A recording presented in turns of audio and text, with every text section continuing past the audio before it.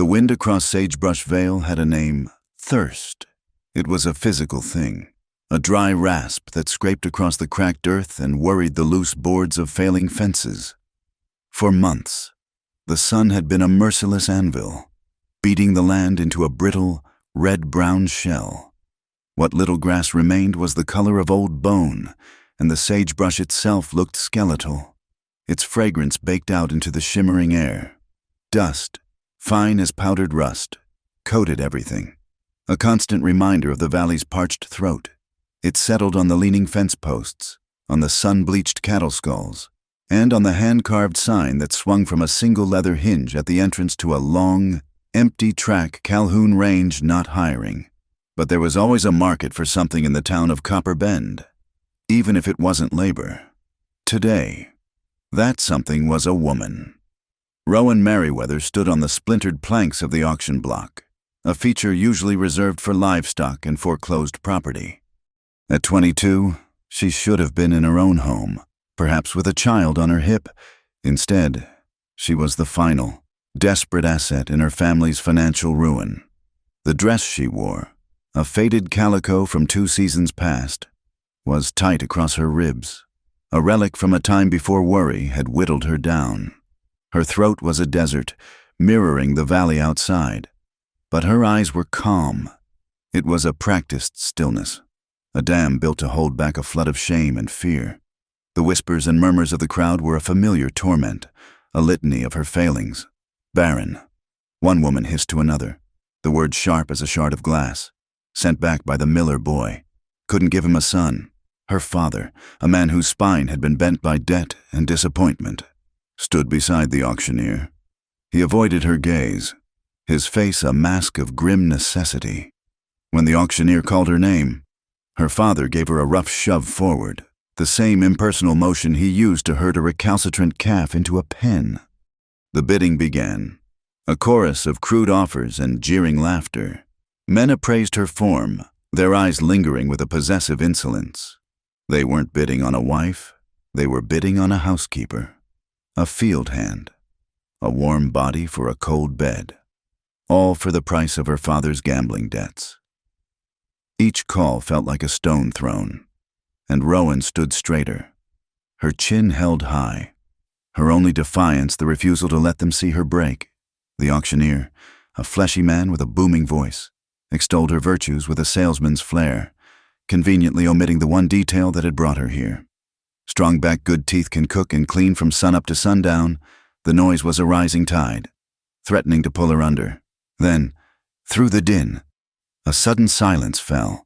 It moved through the crowd like a cold front, snuffing out the jeers one by one. A man had stepped forward from the back, moving with a quiet economy that made him seem larger than he was.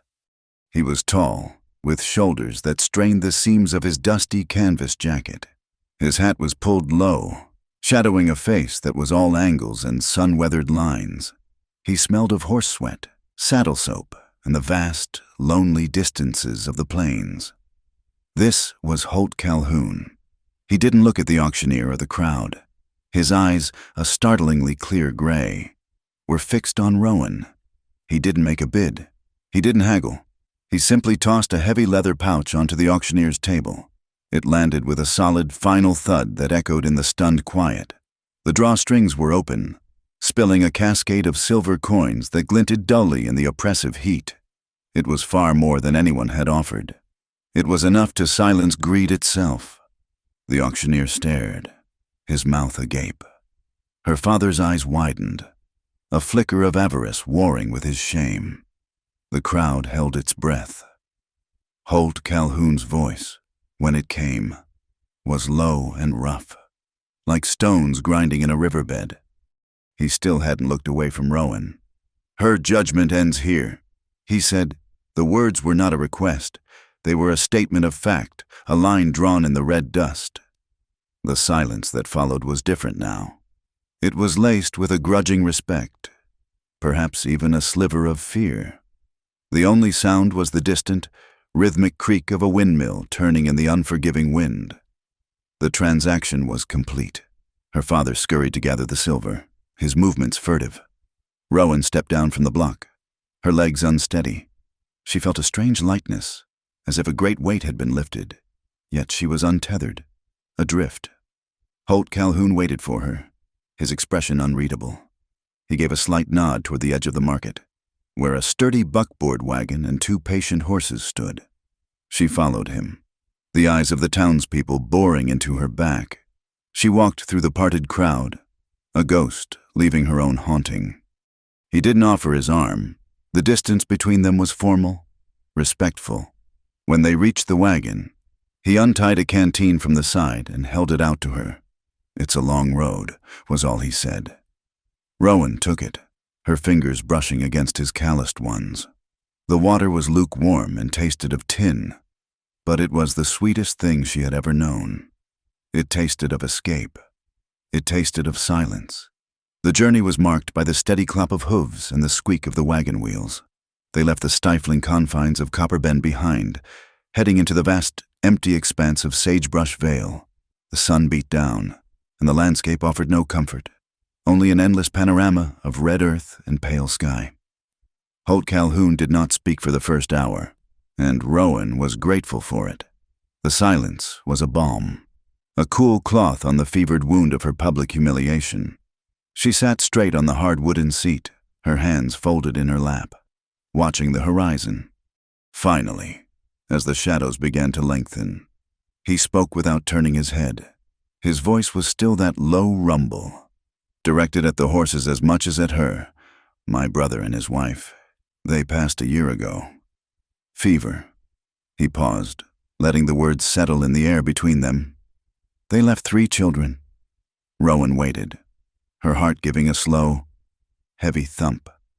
"They're at the ranch," he continued. "I'm not good with them. They need someone who isn't cruel." He finally risked a sideways glance at her, his gray eyes searching her face for a moment. "I heard what they said in town. About you, about why you were there. None of it matters to me. All I need is someone who won't bring more harshness into that house." So that was it. She was not a wife, but a caretaker.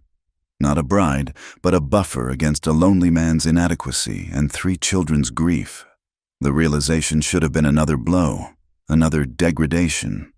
But strangely, it wasn't. It was a purpose.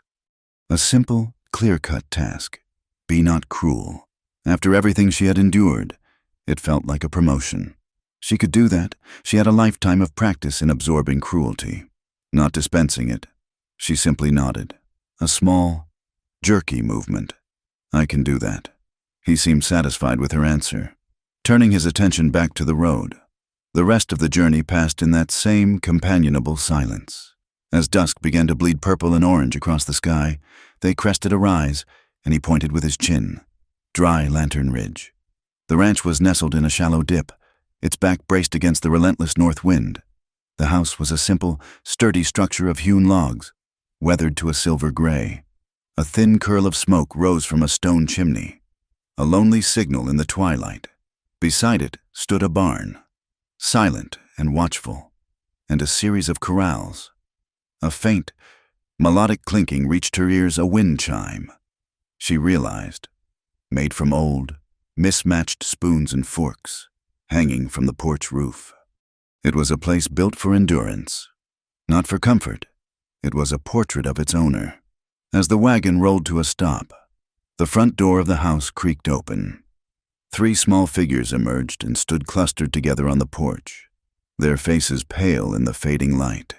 They stared at the wagon, at Rowan, with the unblinking, solemn curiosity of wild creatures encountering something new and potentially dangerous in their territory. Holt swung down from the wagon and walked around to help her. His hands were firm and impersonal as they circled her waist to lift her to the ground. "These are them," he said softly, as if not to startle them. "Evo, June, and Pip, the eldest, a boy of about 10, was Evo." He had a stubborn set to his jaw and dark, defiant eyes that mirrored Holt's in their intensity. He stood with his arms crossed, a small sentinel guarding a broken fortress. The girl, June, was perhaps 8, with braids the color of dry straw and a cautious, analytical gaze. She watched Rowan's every move, her head tilted slightly, as if committing it all to memory. The smallest was Pip, no more than 4, who clung to June's skirt, his thumb jammed in his mouth, his wide, dark eyes filled with a bottomless pool of apprehension. They didn't speak, they just watched. They looked at Rowan not as a person, but as a storm cloud, an unknown weather pattern that had just rolled over their horizon. Holt led the way inside. The main room was sparse and clean, dominated by a large stone hearth and a long wooden table. It smelled of wood smoke, bacon grease, and a faint, underlying note of sorrow. "Your room is upstairs," Holt said, gesturing toward a narrow staircase. "It's not much." Rowan murmured her thanks and ascended the creaking steps, acutely aware of the 4 sets of eyes following her from below. The room was small, tucked under the eaves. A simple rope bed with a patched quilt sat against one wall. A wooden crate served as a nightstand, and a small wash basin and pitcher stood in the corner. A single window looked out over the back of the property, offering a view of a long, dry irrigation ditch, its banks cracked and barren. She set her small bundle of belongings on the bed and walked to the window. She rested her forehead against the cool glass, her breath fogging the pane, and there, in the privacy of that small, plain room, with the vast, indifferent landscape stretching out before her, Rowan Merriweather finally cried. The tears came without a sound, slipping down her cheeks in hot, silent tracks. They were not tears of self-pity, nor were they for the life she had lost. They were tears of profound, bone-deep relief. For the first time in weeks, perhaps months, she was in a place where no one was looking at her womb, where no one was measuring her worth by the fruit it might or might not bear. She was in a place where the only requirement was to be not cruel. She cried until her throat ached and her eyes were raw. When the tears subsided, she felt hollowed out, but clean. She splashed her face with the cool water from the pitcher and took a deep, steadying breath. Later, after a supper of beans and cornbread eaten in near total silence, the children were sent to their beds. Rowan cleared the table, moving with a quiet efficiency that belied the turmoil of her day. Holt sat by the fire, sharpening a knife, the rhythmic scrape of steel on stone filling the room. When she finished, she found a tin teapot, still warm, left on the edge of the hearth. Beside it was a small, folded piece of paper. She picked it up. The paper was rough, torn from a ledger. Unfolding it, she saw 2 words, scrawled in a barely legible, heavy-handed script. "Thank you." There was no signature. It didn't need one. Rowan stood there for a long moment, the warmth from the teapot seeping into her cold fingers, the 2 clumsy words imprinted on her mind. It was such a small thing, a scrap of paper, a begrudging acknowledgement, but in the barren landscape of her life, it was the first sign of rain, a change so subtle, so minuscule. She might have missed it, but it was real. The days at Dry Lantern Ridge fell into a rhythm dictated by the sun and the stove. The stove, a great black iron beast with a ravenous appetite for wood, became Rowan's primary adversary. In her father's house, cooking had been a simple affair on a familiar hearth. This stove was a temperamental creature of dampers and flues, of unpredictable hot spots and sullen cold patches. Her first attempt at a bean stew resulted in a thick, black crust welded to the bottom of the heavy pot, the smell of scorch filling the small house. She'd braced herself for a reprimand, her shoulders tight with the memory of her father's quick temper over a wasted meal. She spent an hour scraping at the pot with a knife, her knuckles raw, expecting Holt's heavy footstep and a sharp word. When he finally came in from the barn, he merely glanced at the ruined meal and the sweat on her brow. He picked up the pot, weighed it in his hand, and set it down. "It's just beans," he said, his voice neutral. Then he took a slab of bacon from the larder and began slicing it for the frying pan. The matter closed. The absence of anger was so profound it left her feeling dizzy. Her second major failure was bread. She followed his late wife's recipe, scribbled on the back of a feed receipt. But the dough refused to rise in the inconsistent warmth of the kitchen. The resulting loaves were dense, doughy bricks, heavy enough to use as doorstops. This time, Evo, the eldest, watched her pull them from the oven, a small, knowing smirk on his face. He didn't say a word, but his expression was a clear indictment. Rowan's face burned with shame. She left the loaves on the cooling rack, a monument to her inadequacy. That evening, Holt took a loaf, sawed off a thick slice with some effort, and spread it with molasses. He ate the entire piece without comment, his jaw working methodically. Pip, the youngest, copied him, his small face serious as he gnawed on a corner. June, ever watchful, nibbled hers cautiously. Only Evo refused. But again, no word was spoken. The silence was not a punishment. It was simply space. Space to fail, and to try again. Slowly, she began to find her footing, not just with the stove, but with the children. They were like 3 wild colts, skittish and wary of a new hand. Pip was the first to soften. One morning, his small brow was furrowed in frustration over a knotted shoelace. Rowan knelt before him, her movements slow and deliberate. "May I?"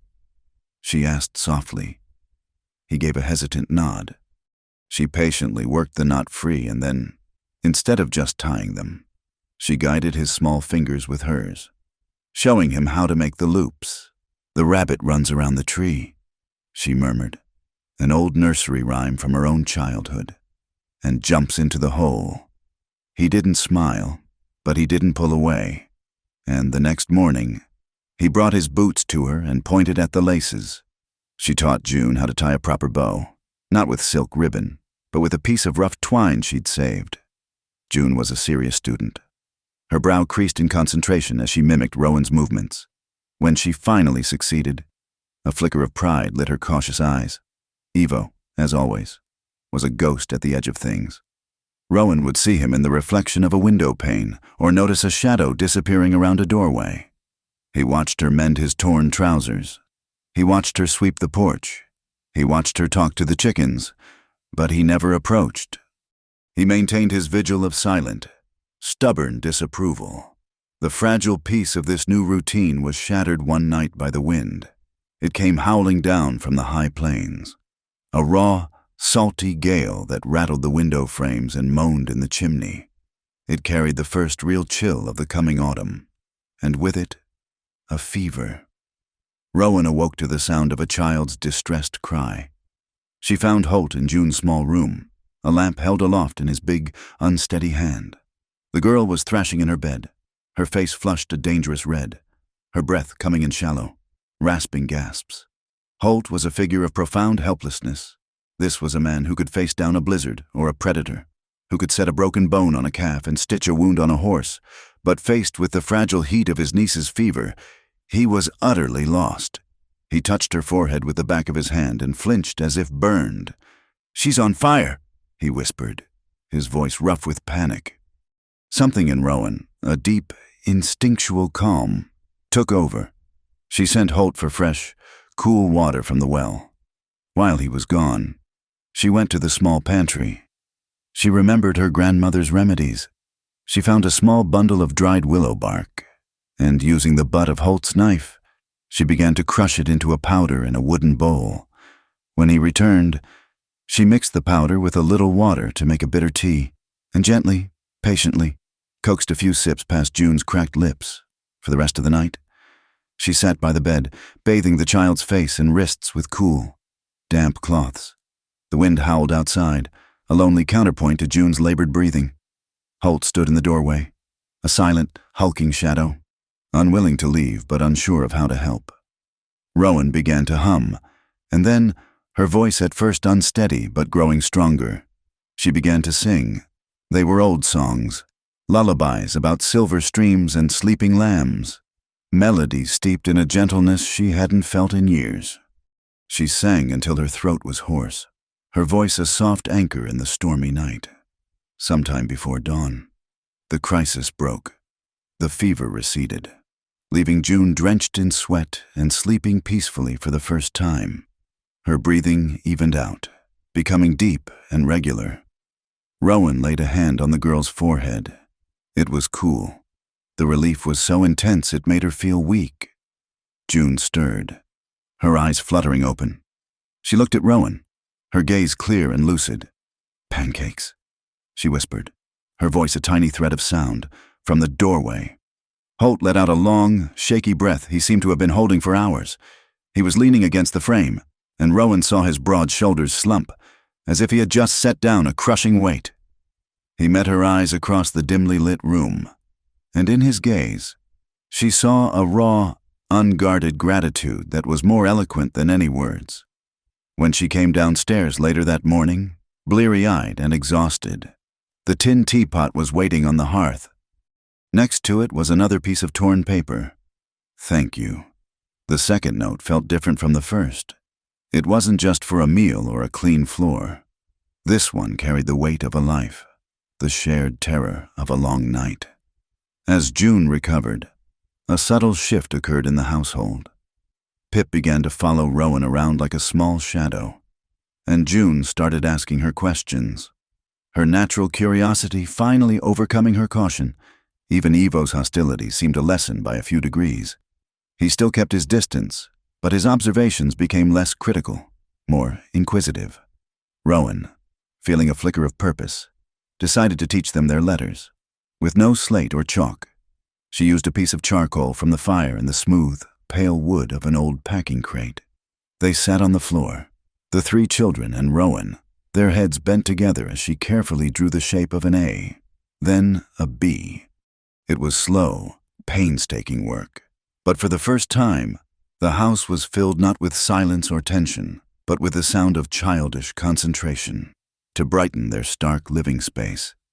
She took an old, stained burlap sack from the barn, washed it until her hands were raw, and carefully unraveled the threads. From these, she painstakingly plaited and stitched a small, surprisingly cheerful ribbon of red and brown, which she hung over the kitchen window. It was a small, defiant touch of color in a world of dust and gray wood. The true test of her new place came a few weeks later, on a trip to the general store in Willow Run, a settlement larger than Copper Bend. As Rowan was examining a bolt of plain cotton, a voice, sharp and laced with venom, cut through the store's quiet murmur. Well, look what the wind blew in. Couldn't find a husband, so you had to get yourself bought. Rowan froze. It was Martha Miller, the mother of the man she was supposed to have married. Beside her stood his new bride, a smug, pretty girl who was already showing the gentle swell of a child. I hear the Calhouns needed a field hand who could also warm a bed, the younger woman added, her voice dripping with false sweetness. A bargain, I'm sure, for a barren thing like you. The word struck with the force of a physical blow. The other customers in the store fell silent, their eyes shifting uncomfortably. Rowan felt the blood drain from her face. She wanted to disappear, to dissolve into the floorboards, before she could even form a reply. Holt moved. He had been at the back of the store, examining axe handles. He appeared at her side so silently and suddenly that both women took a step back. He didn't raise his voice. He didn't have to. The quiet intensity in his gray eyes was more intimidating than any shout. He looked down at the two women, his expression one of cold dismissal. "She's the roof over our heads," he said, his voice a low, dangerous rumble. He placed a protective hand on the small of Rowan's back. "And this is our business, not yours." He guided her toward the counter, paid for their supplies, and led her out of the store, leaving a wake of stunned silence behind them. The ride back to the ranch was long and quiet. Rowan sat rigid on the wagon seat, staring at her hands, which she had clenched so tightly her knuckles were white. Flour dust from a leaking sack had settled in the creases of her fingers. She was replaying the scene in her mind, the humiliation, the sting of the words, but underneath it all was a new, unfamiliar feeling. Safety. Holt's silence wasn't empty. It was a fortress. It surrounded her, protected her, and asked for nothing in return. That night, after the children were asleep, Rowan couldn't settle. She went out onto the porch, into the cool, dark air. The world felt harsh, its edges too sharp. She needed to make something soft, something that yielded to her touch. She walked out into the moonlit pasture and began gathering the last of the season's wildflowers, pale primrose, tough purple asters, and the feathery heads of dried grasses. She sat on the porch steps and, with patient, practiced fingers, began weaving them into a delicate, fragrant wreath. It was a fragile, beautiful thing, a quiet answer to the ugliness of the day. When she was finished, she hung it on the front door. A week later, news, the only currency that traveled faster than a horse, made its way to the ranch. The new Mrs. Miller, it turned out, had not been pregnant after all. Her lie exposed, her furious husband had sent her packing back to her family in disgrace. The following Sunday, after church, Rowan saw him standing near their wagon.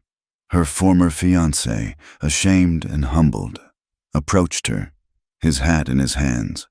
He mumbled an apology, something about his mother's influence, about making a mistake. Rowan listened to him, her expression calm. When he was finished, she simply said, "I wish you well, Thomas," and turned to help Pip into the wagon. She did not accept his apology. She did not offer absolution. She simply closed the door on that part of her life. Holt had been standing by the horses, watching the entire exchange. He had said nothing, done nothing. He had let her face her past on her own terms. As she settled onto the wagon seat, she looked at him. The way he was looking back at her had changed. The gratitude was still there, but it was overlaid with something else now. It was no longer the look of a man who had rescued a pitiable creature.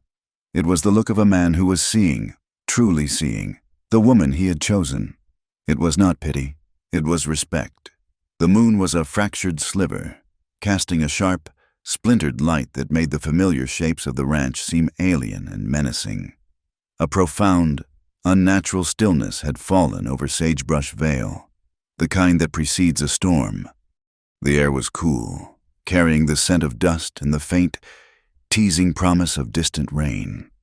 Rowan, unable to sleep, had come outside to the well for a dipper of cool water. The rhythmic creak of the handle was a small, comforting sound in the vast silence. She leaned against the rough stone wall of the well, the cold seeping through her nightdress, and looked up at the scattered, indifferent stars. A flicker of movement by the far fence line broke the spell. A shadow detached itself from the deeper shadows of the cottonwoods, a lurching, unsteady shape that did not belong. Rowan's breath caught in her throat. The figure stumbled over the fence, not bothering with the gate, and moved into the moonlight. It was Ezra Dake, a local trapper known for his heavy drinking and heavier hands. He smelled of stale whiskey and uncured pelts, a rank scent that drifted ahead of him on the still air. "Well now," he slurred, a sly, wet grin spreading across his face as he saw her. "Look what we got here, the little lost bird of Calhoun Range." Rowan stood frozen, her hand still on the well handle. Her heart began a frantic, panicked drumming against her ribs. The house, only 50 yards away, suddenly felt a mile distant. "You're trespassing, Mr. Dake," she said, her voice commendably steady despite the tremor that ran through her. "You should leave." He laughed, a low, guttural sound that held no humor. "Now, that ain't neighborly. I just came to see the woman Holt Calhoun paid a fortune for." He took another step, and another, closing the distance between them. The moonlight glinted off the greasy sheen of his buckskins. Wanted to see if he got his money's worth. Rowan backed away, her hand slipping from the handle. She bumped into the solid stone of the well. "Trapped. Leave. Now." He was only a few feet away, his shadow falling over her. "Don't you fret. I just want to say hello." His hand, grimy and strong, shot out and clamped around her wrist. The shock of his touch was like a brand, cold and hot at the same time. A strangled gasp escaped her lips. His grip was a manacle, his thumb pressing cruelly into the delicate bones. As she struggled instinctively, her other hand flailed out, knocking against the wooden bucket resting on the well's edge. It tipped and fell, its rope handle catching on a hook and sending a series of sharp, metallic clinks through the night, the sound of the small bell Holt used to signal the horses. It was the only sound needed. The front door of the house flew open with such force that it slammed against the exterior wall. Holt didn't storm out. He materialized in the doorway, a figure of pure, Condensed fury. He wasn't wearing a shirt, and in the fractured moonlight, his chest and shoulders seemed carved from granite. He moved with a terrifying silence and speed, covering the distance from the porch to the well in a handful of long, ground-eating strides. Ezra Dake, startled, turned his head. His whiskey-addled brain was too slow to process the danger. He only had time for his eyes to widen in drunken surprise before Holt was upon him.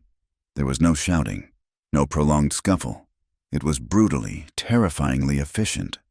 Holt's left hand shot out, grabbing a fistful of Ezra's greasy shirt and twisting, pulling the trapper off balance. His right fist followed. It was not a wild, barroom swing. It was a single, piston-like motion, delivered with the full weight of his body behind it. The sound was a dull, final thud, like an axe striking waterlogged wood. Ezra Dake folded. He didn't cry out or fall so much as collapse, his body going completely limp.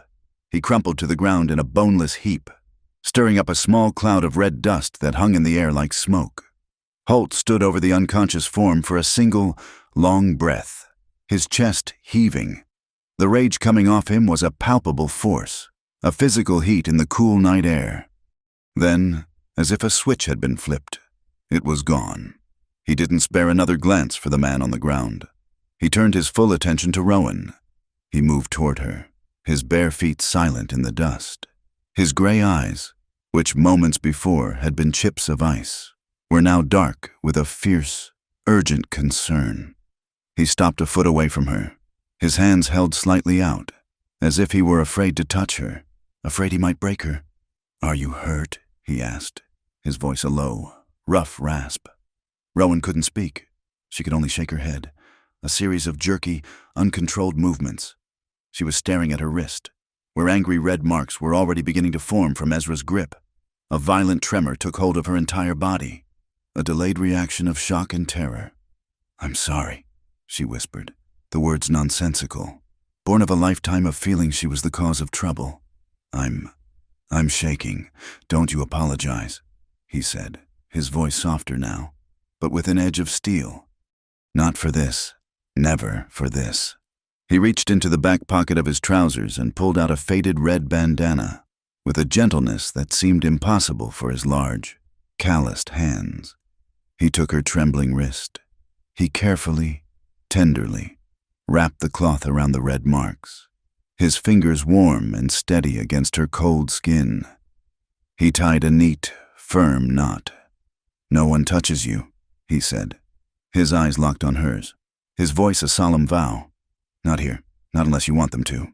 He let her wrist go and finally looked down at the motionless form of Ezra Dake. He nudged the man with the toe of his boot. A low groan answered him. "Get up," Holt commanded, his voice flat and cold. Ezra stirred, pushing himself to his hands and knees, dazed and confused. "Get off my land. If I ever see you near this house, near her, again, it won't be a fist I use." Ezra scrambled to his feet, holding a hand to his jaw, and staggered away into the darkness, a broken, pathetic figure. Holt watched until he was gone. Then he turned back to Rowan. He gestured with his head toward the house. "Inside, you're cold. Inside the kitchen." The lamp cast a warm, steady glow, a stark contrast to the menacing landscape outside. The silence was thick, broken only by the hiss of the lamp and the sound of their own breathing. Rowan's trembling had subsided, but a deep, internal shudder remained. Holt went to the basin and pumped some water, splashing it on his face. When he turned back, she saw that the knuckles on his right hand were scraped and bleeding. Without a word, she took a clean cloth from a drawer, dipped it in the water, and gently reached for his hand. He let her take it. His hand was huge in hers, the skin rough with calluses from years of hard labor, but he held it perfectly still as she carefully cleaned the abrasions. Her touch was light, tentative. The proximity was unnerving. He stood over her, a mountain of quiet intensity. She could feel the heat radiating from his bare chest, smell the clean scent of soap and the faint, masculine scent of his skin. The world seemed to shrink to the small, intimate space between them. He broke the silence first. his voice a low rumble. "I hate fighting." She looked up from his hand, her eyes meeting his. "Then why?" "I hate it more," he said, his gaze unwavering. Seeing him put his hands on you, the simple, honest declaration hung in the air, more potent than any flowery prose. It was a statement of raw, protective instinct. A floorboard creaked in the hallway. Ivo stood there, rubbing his eyes, a small, frightened figure in a long nightshirt. "What was that noise?" he asked, his voice quavering. Holt's entire demeanor shifted instantly. The hard-edged protector vanished, replaced by a gentle guardian. He withdrew his hand from Rowan's and knelt to be on the boy's level. "It was nothing. Partner," he said, his voice soft and reassuring. "Just a coyote got too close to the chickens. Go on back to bed. Everything's fine." He put a hand on Ivo's back and guided him back to his room. Rowan stood by the table, watching them go. She saw the way Holt's large hand rested so gently on the boy's small shoulder, the way he bent his tall frame to whisper something that made Ivo nod and climb back into bed. She saw the image of a father, fierce in his defense, tender in his care. When Holt returned to the kitchen, the charged atmosphere had changed. The darkness outside no longer felt threatening. The adrenaline from the confrontation had faded, leaving a different kind of awareness in its wake. Their hearts were still beating a little too fast, a frantic rhythm left over from the fight. But the reason had changed. It was no longer from fear. Rowan looked at the bandage on her wrist, then back at his hand. "Let me wrap that for you," she said quietly. She retrieved a roll of clean linen and some salve. He sat at the table, and she stood beside him, carefully tending to his knuckles. Her fingers were steady now. As she worked, she was acutely aware of his closeness, of the way the lamplight carved shadows and highlights across the planes of his face and chest. His breathing was a slow, steady rhythm beside her ear. Her work done. She didn't pull away immediately. The silence stretched, filled with unspoken things, slowly, hesitantly. She lifted her free hand and laid it flat against the solid wall of his chest. It was an impulsive, unconscious gesture, a need for reassurance, a way to anchor herself after the night's terror. She could feel the steady, powerful beat of his heart beneath her palm. It was a strong, life-affirming rhythm. He didn't move, didn't even seem to breathe. He just sat there, allowing her the contact, respecting the fragile, unspoken bridge that had just formed between them. It was a moment of profound intimacy, more real and more honest than any kiss she had ever imagined. Her own heartbeat began to slow, falling into sync with his. After a long moment, she let her hand fall away. A faint blush rose on her cheeks, and she stepped back, breaking the spell. He stood up, their eyes meeting in the warm, golden light. It was not the fiery spark of passion. Not yet. It was something quieter, rarer, the warm, steady glow of a hearth fire just catching, a promise against the long, cold night. It was not love, but in the silent, lamp-lit kitchen, surrounded by the sleeping sounds of the house. It was the space where love could finally begin to grow. The morning arrived like a shard of glass, rimed with a biting, crystalline frost. The sun, a weak disk in the pale sky, offered no warmth. In the yard, the pump handle was a bar of icy iron, and the water in the trough had a thin skin of ice. Pip, bundled in a coat that was 2 sizes too large, was trying to help his uncle, mimicking the way Holt stacked the wood that had been split the day before. He had seen Holt use the small hand axe to split kindling, and in the careless way of a 4-year-old, he had picked it up. The sound was not a scream. It was a single, piercing shriek of such sudden, agonizing terror that it seemed to stop the rotation of the earth. Holt was halfway across the yard when the sound hit him. He froze for 1/10 of a second, his blood turning to ice water, before he was moving. Rowan was out the kitchen door a half-second behind him, her apron still on, her hands white with flour. They saw Pip on the ground by the woodpile, clutching his leg. The hand axe lay beside him. An angry, dark stain was already spreading across the rough wool of his trousers. This was not the helpless panic of June's fever. This was blood and trauma. A physical enemy Holt understood. His voice, when it came, was not a shout, but a low, vibrating command that cut through the child's screams. "Rowan, the rags! Get the clean linen from the chest! And the whiskey." He was at Pip's side in an instant, his large hands surprisingly gentle as he assessed the damage.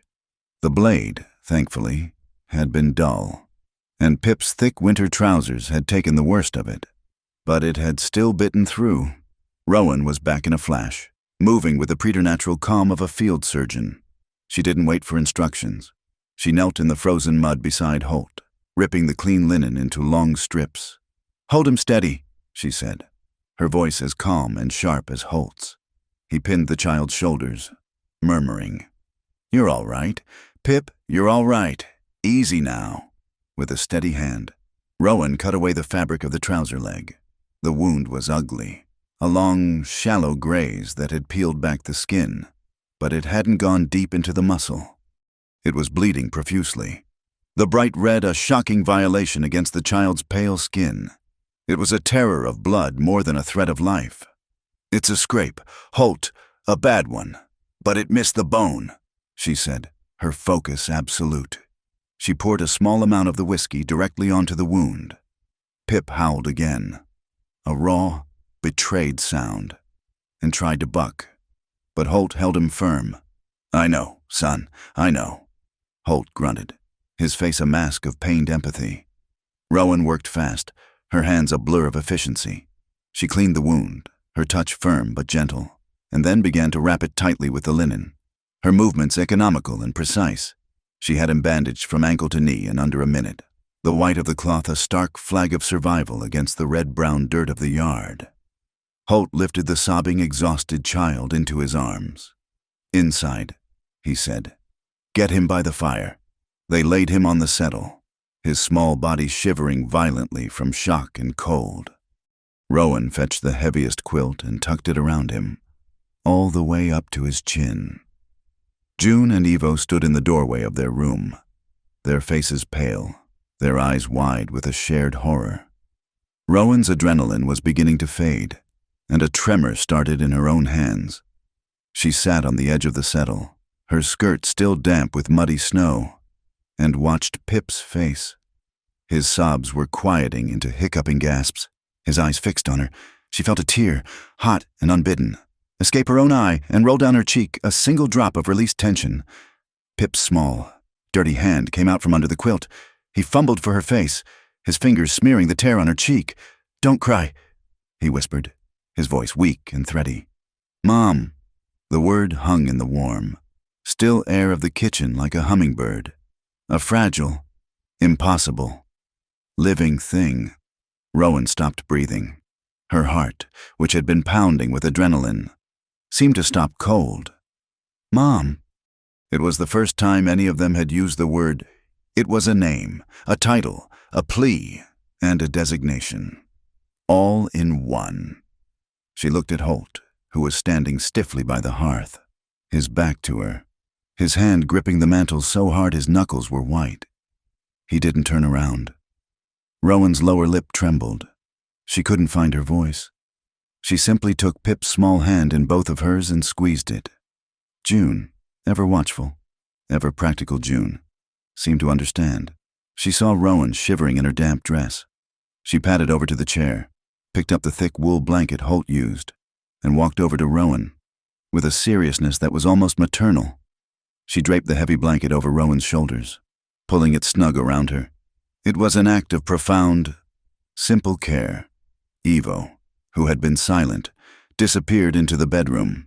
He returned a moment later, his face set in its usual stubborn lines. He walked not to Rowan, but to Pip. He took the small, whittled wooden horse from his own pocket, his most prized possession, the one Holt had carved for him, and gently placed it on the quilt, nestled beside Pip's chest. It was an offering, a sacrifice. It was his way of saying what the other children had said. He was bringing his treasure into this new, fragile circle of family. Rowan, wrapped in June's blanket, holding Pip's hand, watching Evo's quiet gift. felt something inside her chest that had been tied in a tight, cold knot for years finally, painfully, begin to unwind. That night, the word, once spoken, became real. The children, emboldened by Pip's trial run, began to use it. It was tentative at first. A test. "Mom," June asked at the supper table, "is the bread ready?" Rowan's hand paused on its way to the milk pitcher. She looked at Holt. He was watching his plate, his expression carefully neutral, leaving the choice entirely to her. She swallowed the lump in her throat. "Almost." "June," she murmured. Later, as she was banking the fire, Evo spoke from the stairs. "Mom, Holt said to ask you for a new candle for our room." Each time the word was spoken, it was a small, perfect pebble dropped into a still pool. Rowan couldn't bring herself to say much back. She just nodded, her heart too full, too heavy with a strange, aching joy, to form sentences. Holt saw it all. He stood in the shadows of the hallway, watching her at the hearth, the firelight catching the soft lines of her face. He saw the way her shoulders, which had been perpetually braced for a blow, had softened. He saw the way the children orbited her, a new, warmer sun in their small, cold universe. A profound wave of relief washed over him, so strong it almost buckled his knees. He felt a gratitude so deep it was almost painful. The hollow, aching silence of the house was finally, truly, beginning to heal. Later, after the children were asleep, Rowan stepped out onto the front porch. The cold was sharp, but the air was clean. The moon was bright, illuminating the frosted plains. The spoon and fork wind chimes stirred faintly, a thin, tinny music. She pulled June's blanket tighter around her shoulders. The door opened and Holt stepped out, shrugging into his heavy coat. He didn't speak for a long time, just stood beside her, leaning against a post, looking out at the vast, silent land. "Rowan," he said finally, his voice low. He sounded hesitant, as if navigating a difficult trail. I need to make something clear." She turned to him. "Waiting. What happened today with Pip? With the name they called you?" He took a deep breath, the cold air fogging around his face. "When I was in Copper Bend, I wasn't buying a wife." Rowan's stomach tightened. She didn't understand. "I saw what your father was doing. I saw those men." His voice was rough with a distant anger. "It was wrong. I had the silver. I was just getting you out. Getting you away from them." He turned to look at her, his gray eyes shadowed and serious. "I never meant to make it a cage. Rowan, this ranch, this life, I just needed someone who wasn't cruel. I didn't mean to own you." He paused, letting the words sink in. "If you want to leave come spring, when the thaw comes, I'll give you the train fare. I'll see you safely to whatever town you want to go to. You don't owe me, or those children, a single thing. You're free to go." He had offered her an escape, an act of profound, unexpected respect. She processed his words, turning them over. He wasn't casting her out. He was opening the gate. He was giving her back the choice she had never had. She looked away from him. Out at the silvered hills, she thought of the auction block, of the humiliation, of the small, cold room in her father's house. Then she thought of the small note with "thank you," of the warm, safe silence of the wagon ride, of the stove, of the fevered night with June, and of Pip's hand in hers. "They say love is being wanted," Rowan said, her voice quiet but clear in the cold air. "But that's not true. Wanting is easy. It's a hunger. Anyone can want." She turned back to face him. "Love, real love, is being chosen again. After they've seen all of you, after they've seen you fail at bread, and cry at the window, and tremble after a fight." She took a hesitant step closer. "You offered me a way out. Holt, but what if I don't want to run anymore?" She reached out and, with a courage she didn't know she possessed, she took his large, calloused hand in hers. His fingers were cold, but they closed around hers instantly. "I'm not the woman you bought at the auction," she whispered, "and you are not just the man who bought me." He was silent for a long moment, just staring down at their joined hands. When he looked up, his face was undone, his defenses gone. He stepped forward and pulled her gently toward him. He didn't grab her. He didn't crush her. His arms came around her, one hand resting on the small of her back, the other on her shoulder, over the blanket. He pulled her against his chest, a solid, warm wall against the cold night. It was the first time they had truly held each other. It was not an embrace of passion or of ownership. It was an embrace of agreement. It was permission to stay. It was the feeling of a rope, frayed and straining. Finally, finding an anchor, she rested her head against his coat, listening to the slow, steady beat of his heart. The next week, Rowan took Ivo to the one-room schoolhouse in the valley. It was a 5-mile walk, but Ivo was scrubbed clean, his hair slicked down, and he carried his few belongings, the teacher, a stern but kind woman named Mrs. Gable, met them at the door.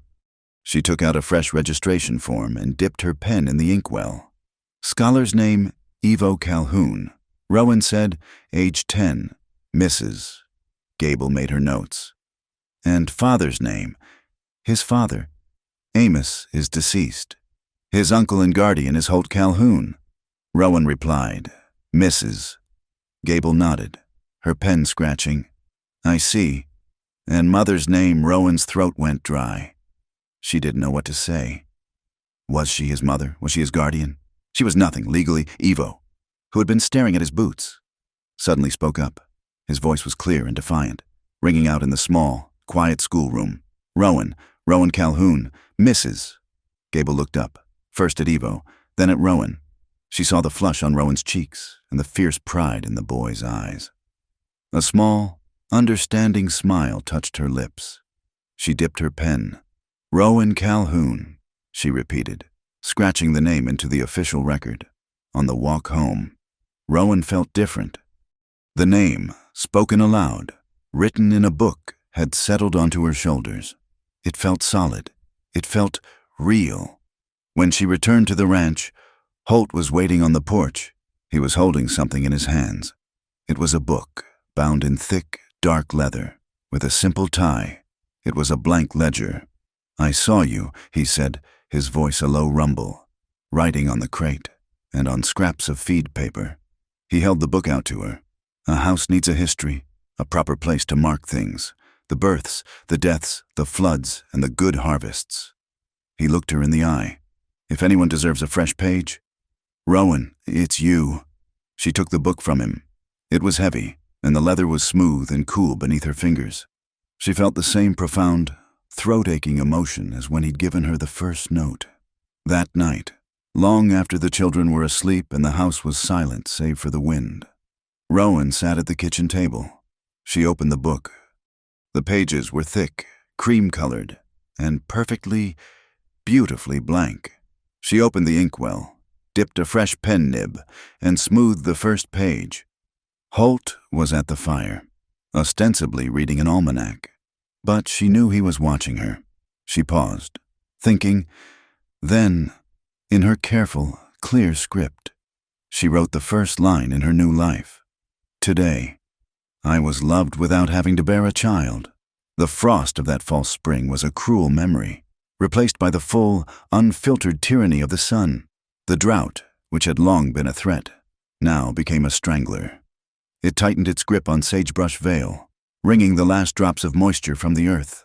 Coyote Creek, which had always been a reliable thread of green, became a parched, ugly scar of cracked mud and bleached stones.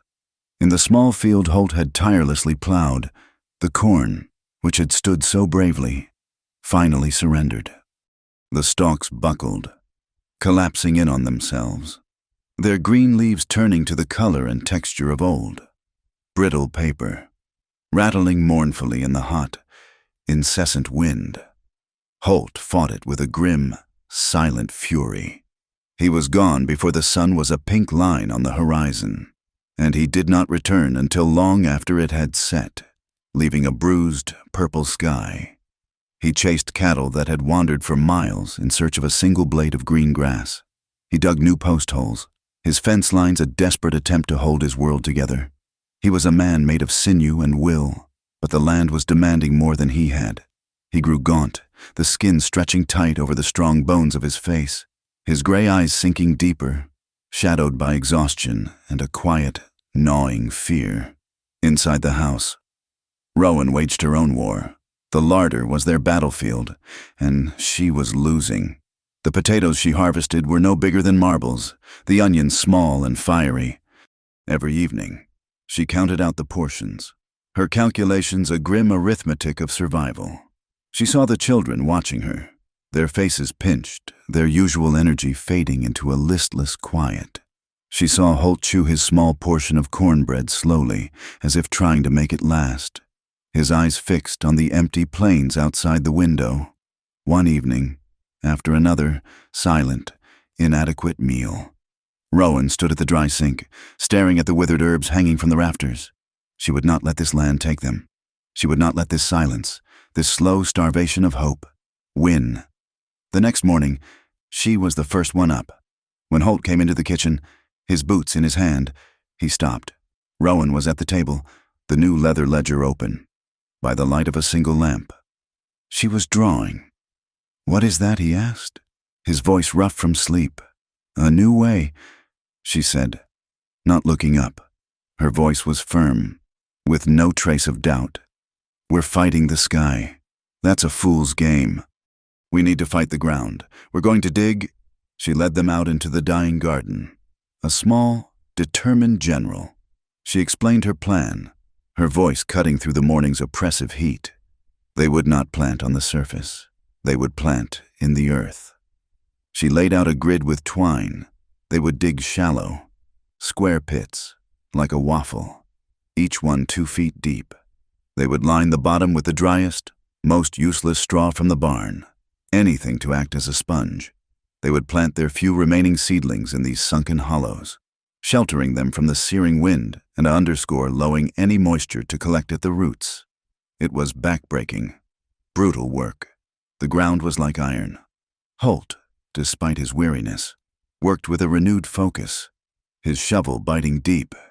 Ivo, seeing the unshakable certainty in Rowan's face, grabbed a smaller spade and worked beside him, his movements a mirror of his uncle's.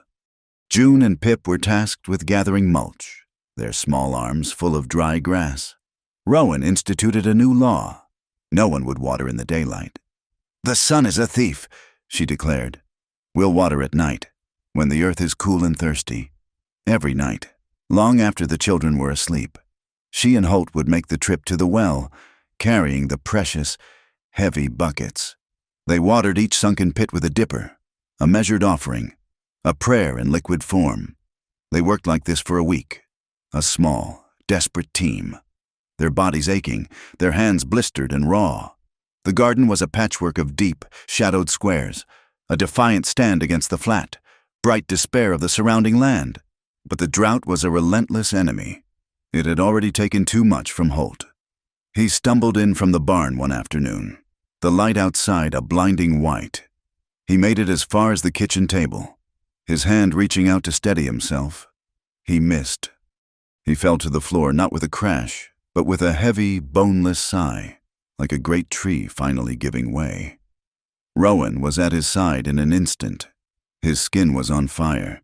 His eyes were open but saw nothing, and a low, incoherent mumble came from his cracked lips. The fever, born of exhaustion, dehydration, and sun, had finally claimed him. Ivo Rowan's voice was sharp, cutting through the sudden, terrified silence. "Help me get him to the bed. June, the water basin. Now. Pip, you stay on the porch. Together." She and the boy, half-dragged, half-carried Holt to his room. He was a dead weight, his strength gone. They got him onto the bed, and Rowan began her second vigil. For 2 days and 2 nights, she did not leave his side. The house was plunged into a hushed terror. The children tiptoed, their faces pale, watching from the doorway. Rowan was a constant, steady presence. She bathed his burning face and chest with cool water. She crushed willow bark and forced the bitter tea between his teeth, her hand firm as she held his head. He thrashed. He muttered about fences, about cattle, about the dry creek, and in the deepest part of the second night, his fevered eyes locked on her. He grabbed her wrist, his grip surprisingly strong. Don't, he rasped, his voice a raw plea. Don't leave me. His eyes were wild, unfocused, seeing a ghost from his past. Not you. Don't be her. Don't leave. The words were a confused tangle of past grief and present terror, a fear deeper than the drought. He was not just fighting the fever. He was fighting a memory of abandonment. Rowan's heart ached. She did not pull away. Instead, she leaned in, closer, until her face was inches from his. She gently laid her cool forehead against his burning temple, a solid, living anchor in his storm. I'm here. Holt, she whispered, her voice a steady, warm current. I'm Rowan, and I am here. I am not leaving. She sat like that for an hour, her forehead pressed to his, her hand covering his on the quilt, until the desperate strength in his fingers finally relaxed, and he fell into a true, exhausted sleep. The fever broke on the third morning, receding like a spent tide, leaving Holt weak and hollowed out, but clear-eyed. He awoke to the smell of thin broth and the sight of Rowan asleep in the chair beside him, her head fallen forward, her face etched with exhaustion. Rowan woke with a start. She saw him watching her, and a slow, profound relief flooded her. She gave him broth, and then, feeling a sudden, inexplicable pull, she walked outside. The air was still hot, still dry. The sky was a merciless, empty blue. She walked to the garden, to her sunken squares, expecting to see nothing but baked earth and withered leaves. But in the first pit, the one she had planted with her own hands, was a flash of color. A single tomato plant, which had looked dead, had rallied, sheltered from the wind, fed by the nightly offerings of water. It had produced one perfect, defiant fruit. It was a brilliant, blazing red, the color of life itself, shining like a jewel in the dust. It was, she thought, the earth's apology. She plucked it from the vine. It was heavy in her palm, warm from the sun. She brought it inside. She didn't say a word. She set the small, red globe on the kitchen table. The children gathered, their eyes wide. Holt, leaning on the doorframe, watched her, with the gravity of a high priestess. Rowan took the sharpest knife. She sliced the tomato. The scent that rose from it was sweet and green, the smell of a forgotten, better world. She cut it into 6 paper-thin slices. 1 for Pip, 1 for June, 1 for Evo, 1 for Holt, 1 for her, and 1 thin, translucent slice left over, which she cut into 5 tiny pieces, 1 by 1. They ate. The flavor was an explosion. It was sweetness and acid, sunshine and cool water, a concentration of every good thing the world had to offer. It was more than food. It was a sacrament. That, June whispered, her eyes closed in reverence, is the best thing I have ever eaten in my life. No one disagreed. Later that evening, Holt was sitting on the porch, wrapped in a blanket, his strength slowly returning. Rowan sat on the steps below him, rubbing salve into her hands. They were a map of her labor, the palms cracked, the knuckles raw and blistered. He reached down, his hand still weak, and took one of hers.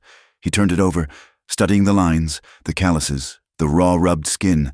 Then, with a slow, deliberate tenderness, he lifted her hand to his lips and pressed a kiss into the heart of her palm.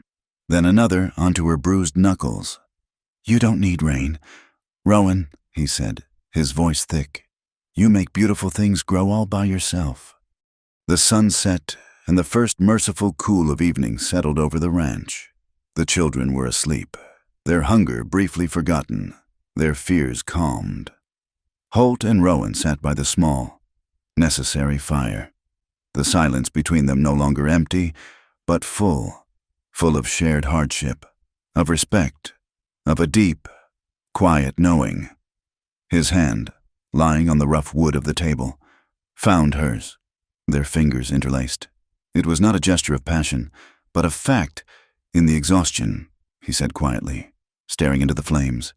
Everything else burns away. He looked at her. All that's left is what matters. We are what matters, she replied, her voice just as quiet. They had confessed it. In the heart of the drought, having lost almost everything, they had found the only thing that was real. Each other. The next day, The small victory gave birth to a new kind of hope. It was not the passive, desperate hope for clouds. It was the active, intelligent hope of survivors. Rowan opened the leather ledger again. This time, she wasn't just guessing. With Holt's weak but steady hand guiding hers, she began to draw. She drew new, more elaborate diagrams for the sunken beds. She designed a small trench to channel any runoff from the roof. She drew a plan for a dew catch, a series of slanted tarps to capture the scant moisture of the night air. Ivo watched them, his brow furrowed in concentration. He picked up a piece of charcoal. "The main trench should be this wide," he said, drawing a line. "I measured it. It's 43 of my steps from the porch to the barn."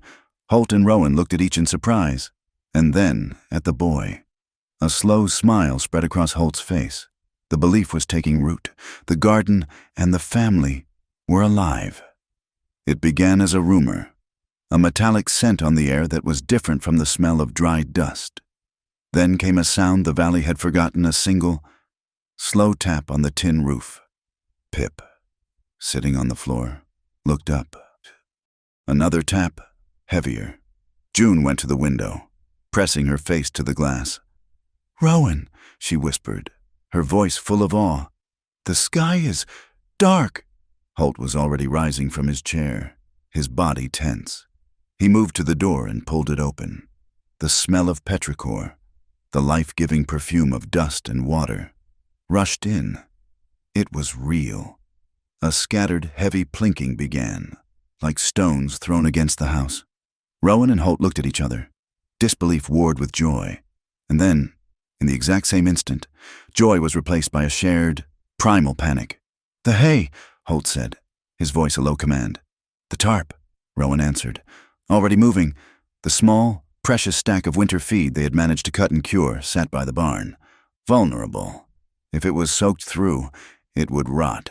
It was their winter. It was the children's milk. The sky opened.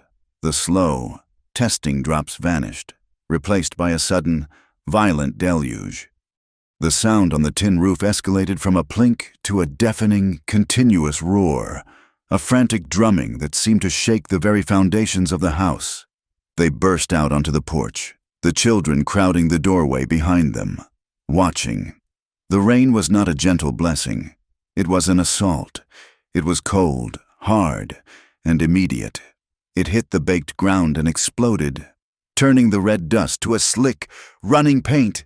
In seconds, they were soaked. "The wind is catching it," Holt yelled over the roar. They reached the heavy canvas tarp, fighting to unfold it. The wind, a sudden ally to the rain, whipped the heavy fabric, trying to tear it from their grasp. It was a chaotic battle. They were two small, drenched figures in a world that had suddenly turned to water and noise. Rowan's hair, which had been pinned up, was torn free, plastering itself to her neck and face in dark, heavy strands. "Pull it over my side," Holt shouted, his voice barely audible. She grabbed the edge, her boots sinking into the instantly formed mud. She pulled, throwing all her weight into it, her back straining. She took a step back for leverage. Her boot slid on a patch of slick adobe mud, and her ankle turned. Rowan cried out, not in pain, but in surprise, as she fell. Holt dropped his side of the tarp without a second thought. He was there before she hit the ground, his arms closing around her waist, catching her and pulling her up against the solid wall of his chest. And the world stopped. The tarp flapped uselessly in the mud. The rain hammered down. The children were forgotten. There was no sound but the roar on the roof and the ragged, desperate sound of their own breathing. He was holding her. She was braced against him, her hands flat on his soaked shirt, feeling the hard muscle and the frantic beat of his heart beneath her palms. The force of the catch had knocked his hat from his head. It landed with a soft plop in the mud, a dark, sodden circle. It was the first time she had seen him outside, under an open sky, without that shadow across his face. His hair, dark and thick, was plastered to his head, rainwater channeling down his forehead, into his eyes, over the sharp angles of his cheekbones. He looked younger, rawer, and completely unguarded. He was staring at her as if he had never seen her before. He saw the way the rain had darkened her calico dress, the way it clung to her. A single, perfect drop of cold rain gathered on the edge of her jaw, trembled, and fell. Landing in the hollow of her collarbone, he watched it. His gaze was so intense it felt like a physical touch. All the suppressed moments, all the built-up pressure, detonated in that single, shared breath. It was the thank you on the scrap of paper. It was the fevered night with June. It was the red bandana on her wrist. It was his hand, steady on the mantelpiece.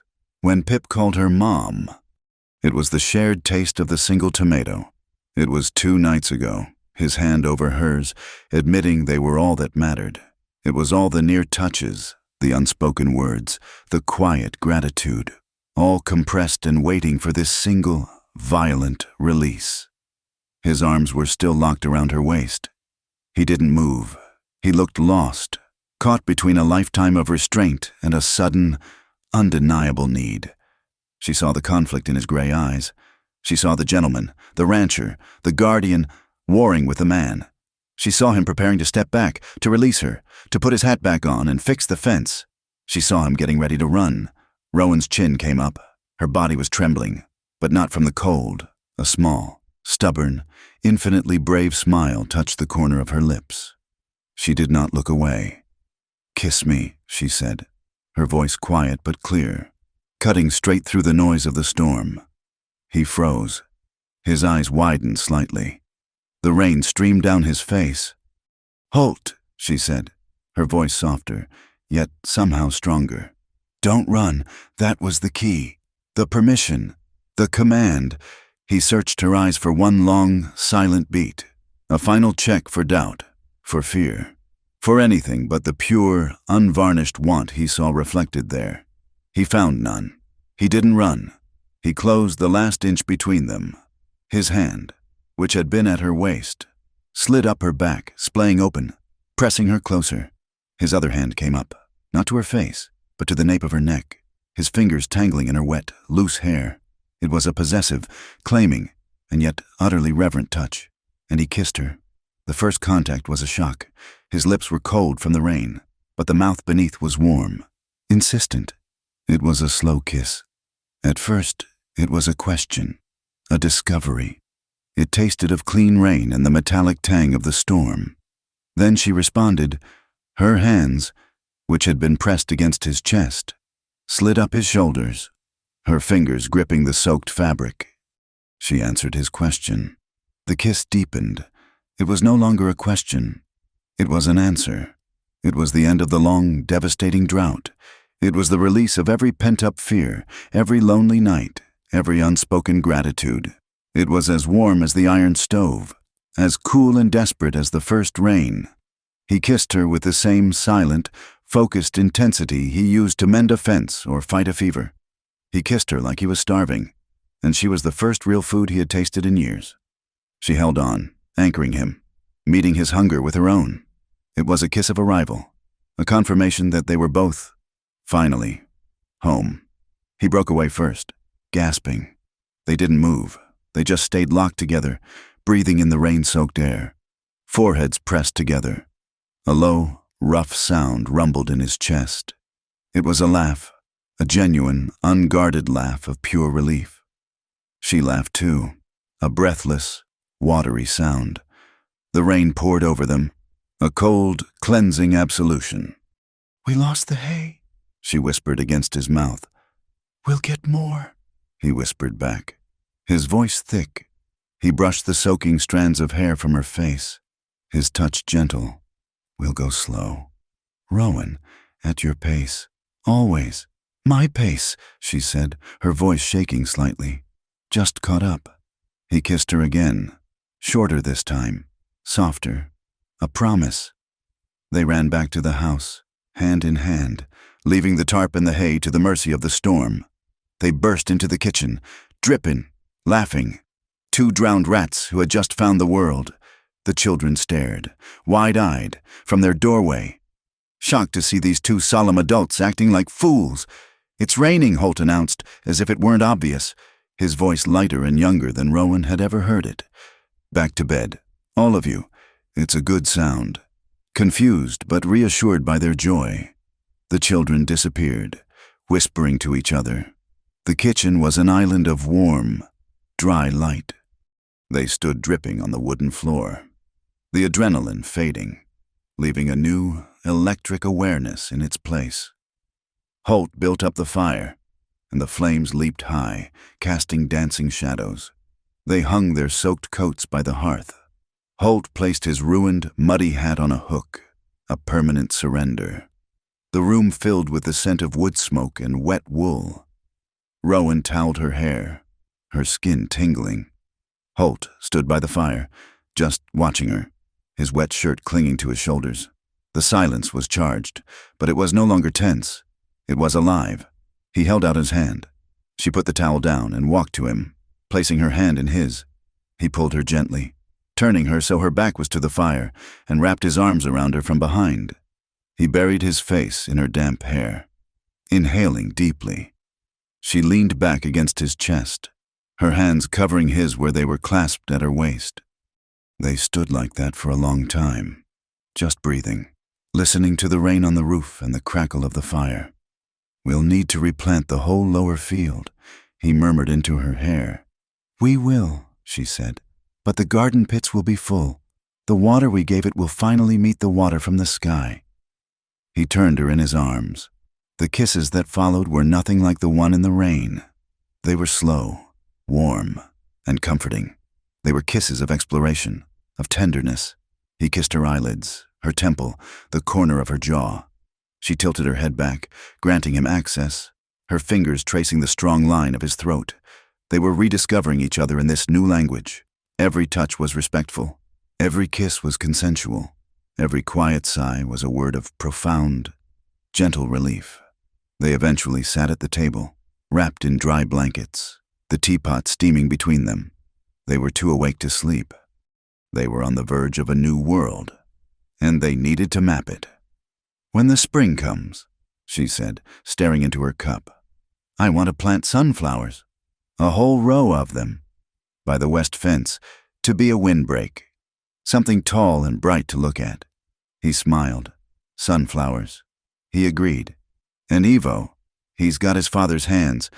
I want to build a workshop for him, by the barn, a place for him to learn the wood. He's earned it." Rowan's face lit up. "And June needs books. She's read the almanac and the Bible twice through. She needs stories, poetry. And Pip," Holt added, his voice soft, "needs a pony, a short one, a fat, slow one, and a proper saddle, so he stops trying to ride the chickens." They talked for hours, their voices low, their dreams spilling out. They planned a new room, a better irrigation ditch, a swing for the children. They were not just surviving anymore. They were building. The night deepened. The storm passed over, the rain softening from a roar to a steady, rhythmic drumming. It was the sound of life, of the earth drinking its fill. Rowan's voice grew thick with sleep, her head eventually coming to rest on Holt's shoulder. He sat for a long time, just feeling the comfortable, warm weight of her. Finally, he gently eased her back, and she slumped, fast asleep. In her chair, he stood, retrieved the heavy quilt from his own bed, and carefully draped it over her, tucking it in around her shoulders. She murmured his name in her sleep. "I'm here," he whispered. He did not wake her. He did not carry her to his bed. He respected his promise. He bent and kissed her hand, the one that had held his in the firelight. He smoothed the hair back from her face. This love was not a wildfire, like the one in the rain. It was an ember. It was the glowing, steady heat in the heart of the hearth, banked for the night, raring to burn bright, but never burning down the house. He put out the lamp, leaving only the firelight outside. The spoon and fork wind chimes, washed clean by the storm, spun in the damp, new air, their song a clear, sweet, and complex new melody. Two hearts had chosen. The drought was over. The rain was a promise kept. It had washed the world clean, and in its wake, a quiet, tenacious green began to reclaim the valley. Rowan's sunken garden thrived, the tomato plants heavy with fruit, the beans climbing their poles with a desperate, joyful energy. The row of sunflowers she had planted along the west fence were still small, but they stood like a line of loyal, green-uniformed soldiers, their face turned to the east, awaiting the morning sun. A fragile, hard-won peace settled over Dry Lantern Ridge. The house was filled with the sounds of a family, Pip's laughter as he chased a chicken, June's quiet murmur as she practiced her letters on the crate wood slate, Evo's methodical sanding of a piece of scrap lumber. This new piece made the arrival of the man on the sleek black horse all the more jarring. He was not a rancher. His boots were polished, his coat was clean, and he rode with an air of city-bred impatience. He handed Holt an official-looking envelope bearing the embossed insignia of a bird in flight, the Black Lark Bank of Alder Reach. The letter was polite, formal, and utterly ruthless. It was a notice of foreclosure. A debt, left by Holt's brother Amos, had come due, a debt Holt had never known existed. The amount was staggering. That night, the easy silence in the house was replaced by a tense, worried quiet. Holt sat at the table, staring at the letter as if it were a coiled snake. Amos was a dreamer, he said, his voice a low, pained rumble. Always chasing the next big idea, I never knew he'd borrowed against the land. The true architect of their trouble arrived 2 days later.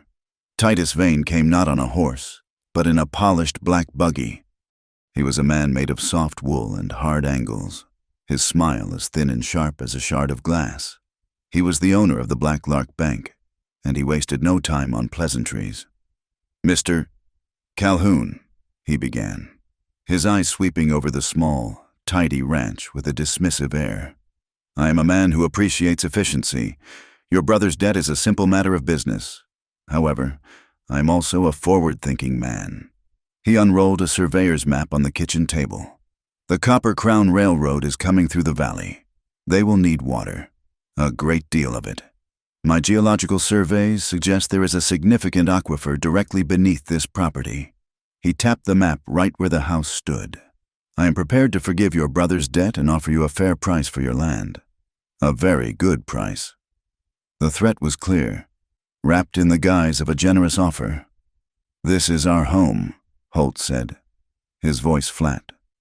Vane's smile tightened. "A home can be rebuilt elsewhere. An opportunity like this cannot—" He rolled up his map. "I will give you a week to consider my offer. I trust you will make the practical choice." The first attack came 3 nights later. It was not an open assault, but a mean, cowardly act of vandalism. Under the cover of darkness, someone cut the wire on the north pasture fence. In the morning, Holt found a dozen of his neighbor's cattle in the garden. It was a scene of total devastation. The sunken beds had been trampled into a muddy ruin. The tomato vines were crushed. The bean poles snapped. The precious corn stalks trampled into the earth. And the sunflowers, Rowan's defiant line of soldiers, had been decapitated, their bright, hopeful heads lying broken in the mud. Holt's face was a mask of cold, controlled fury. He didn't curse. He didn't rage. He knelt in the mud, his movements deliberate. He pointed to a set of hoof prints, deeper and more defined than the others. "These aren't from cattle," he said, his voice dangerously quiet. "It's a shod horse. And look, he scraped some mud from the print. It was a darker, redder clay than their own soil. That's from the riverbank, down by Vane's holdings." He stood up, his eyes meeting Rowan's. He was gathering evidence. This was not a random act. While Holt mended the fence and spoke with his neighbor, Rowan began the heartbreaking task of salvaging what she could. As she worked, her grief hardened into a cold, diamond-hard resolve. They would not be driven out. After Pip's accident, she had taken to organizing the house, including Amos's old belonging, and he had left behind a large, musty trunk filled with his dreams' half-finished schematics for impossible machines, books on geology, and a jumble of legal papers. She remembered seeing a packet tied with a faded ribbon. That afternoon, she opened the trunk. The smell of dust and old paper filled the air. She found the packet. It was a water deed, dating back to when the territory was first settled. It was filled with archaic legal language, but as she read, One clause made her stop. Her finger traced the elegant, looping script. It granted the owner of this parcel not just the rights to the creek, but all attendant rights to the collection of atmospheric moisture, including but not limited to rainfall, fog catchment, and dewfall. At the bottom was a heavy wax seal from the Alder Reach County Clerk's office, dated 1852. It was Amos's dreamer legacy, a forgotten piece of legal poetry, but it was real, and it was sealed. The next morning, Rowan rode the buckboard into Alder Reach. The county courthouse was a stuffy, imposing building that smelled of old paper and stale tobacco. The clerk, a sour-faced man named Abernathy with ink stains on his fingers, was not inclined to be helpful. "I need a certified copy of this deed," Rowan said, placing the delicate document on the counter. He peered at it over his spectacles. "Ancient history, probably not even valid anymore." "It has a county seal," Rowan said, her voice steady and clear. "I believe that makes it valid until a court says otherwise. I need a certified copy, with a red ribbon, to present as evidence." She had read the term in one of Amos's law books. The clerk blinked, surprised by her confidence. "And I'd also like to file a preliminary counterclaim regarding harassment and property damage against Mr. Titus Vane of the Blacklark Bank." "Mr." Abernathy's sour expression shifted to one of grudging respect. He stamped her papers, affixed the official red ribbon to the copy, and took her filing fee. As Rowan was leaving, Titus Vane himself walked in. He saw her, and a look of cold amusement crossed his face. "Mrs. Calhoun," he said, his tone mocking. "Playing lawyer, I assure you. It's a waste of your time. My offer is still on the table. Think of the future your children could have with that money." Rowan looked him directly in the eye, her resolve unshakable. "Mr. Vane, some things are not for sale." She smiled, a small, sad smile for his benefit. "This land pays us in things your bank doesn't value. It pays us in conscience. We'll be keeping our account current." Vane's smile vanished. The escalation was swift and terrifying. 2 nights later, Rowan awoke to a strange, flickering orange light against her window pane. She smelled smoke. She was out of bed in an instant, her heart a cold stone in her chest. Holt fire. The south pasture was ablaze. A fast-moving grass fire, driven by a hot night wind, was racing directly toward the barn. And the house. There was no time for panic.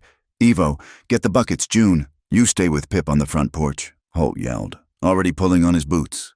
They worked like a desperate, well-oiled machine. Holt and Rowan grabbed wet burlap sacks. Evo, his face grim and pale in the firelight, began a frantic relay of water buckets from the well. They beat at the edge of the flames, the heat searing, the smoke choking them. The fire was a living, ravenous beast, crackling and hissing, consuming the dry grass with terrifying speed. "It's moving too fast." Holt gasped, his face black with soot. "The neighbors!" Rowan cried. "June, the dinner bell!" "Bang the frying pan. Anything from the porch." "June!" Her small face a mask of terror. Grabbed the heavy cast-iron skillet and a metal spoon and began to bang them together. The frantic, desperate clang, clang, clang cut through the roar of the fire. A primitive alarm call in the night. They fought side by side. Holt, Rowan, and Evo. A tiny human firebreak against the wall of flame. They were losing. The fire was 20 yards from the barn when they heard shouting. 2, then 3, then a dozen lanterns appeared, bobbing through the darkness. Their neighbors, roused by June's frantic drumming, had come. With shovels, sacks, and a shared, unspoken understanding of what a fire meant on the plains, they joined the fight. An hour later, the battle was over. The fire was out, leaving a vast, black, smoking scar on the land. The barn and the house were safe. Their neighbors shared water from their canteens and then, with quiet nods, disappeared back into the night. The family stood together in the reeking, ash-covered field, their bodies aching, their lungs raw. Rowan, scanning the ground near the origin point of the fire, saw a glint of glass. She knelt and, using a corner of her apron, carefully picked up a small, empty bottle. It was still hot to the touch. It smelled of kerosene, proof of arson. The next day, Rowan took the bottle and a piece of the red riverbank clay to Maeve, the blacksmith in Willow Run. Maeve was a brawny woman with soot on her brow and a fierce loyalty in her eyes. She had known Rowan before her first failed marriage. "This is Vane's work," Maeve said, her voice a low growl. "He's a snake. What do you need? I need a sign," Rowan said. "A sign he can't mistake." Using scrap iron and heavy, round-headed rivets, Maeve forged a simple, powerful sign. That evening, Holt set it firmly at the end of their lane, next to the old, faded Calhoun range marker, in stark, unadorned letters. It read, "Not for sale." That night, by lamplight, Rowan drafted a formal complaint to the circuit judge. She detailed the harassment, the destruction of their garden, and the arson. She attached a notarized statement from their neighbor about the cattle. She included a drawing of the unique horseshoe print Holt had found. And she attached a new, detailed map of the Calhoun property, showing the location of the well, the creek, and the garden, all measured and drawn to scale by Evo. The town meeting was held a week later. Titus Vane spoke first. He was smooth, persuasive, painting a glorious picture of progress and prosperity that the railroad would bring. He spoke of jobs, of commerce, of a modern future for Sagebrush Vale. He unrolled his maps, showing the proposed route and the vital location of the pumping station right on the Calhoun land. He made it sound inevitable, a force of nature. Then Rowan stood up. She did not have maps or charts. She held her certified copy of the old water deed. "Mr. Vane speaks of progress," she began, her voice clear and steady, carrying to the back of the crowded town hall. "But progress that requires a family to lose their home is not progress. It is theft." A murmur went through the crowd. "He talks about the future," she continued, her gaze sweeping over the faces of her neighbors. "I want to talk about the future, too. I want to talk about my son, Evo, who deserves to inherit the land his father worked. I want to talk about my daughter, June, who needs clean water to drink. I want to talk about my youngest, Pip, who deserves to be safe from fire set in the night." She held up the deed. "This is a promise made by this county a long time ago. A promise about water, but it's also a promise about a way of life. Mr. Vane's steam engines are thirsty, but so are our children.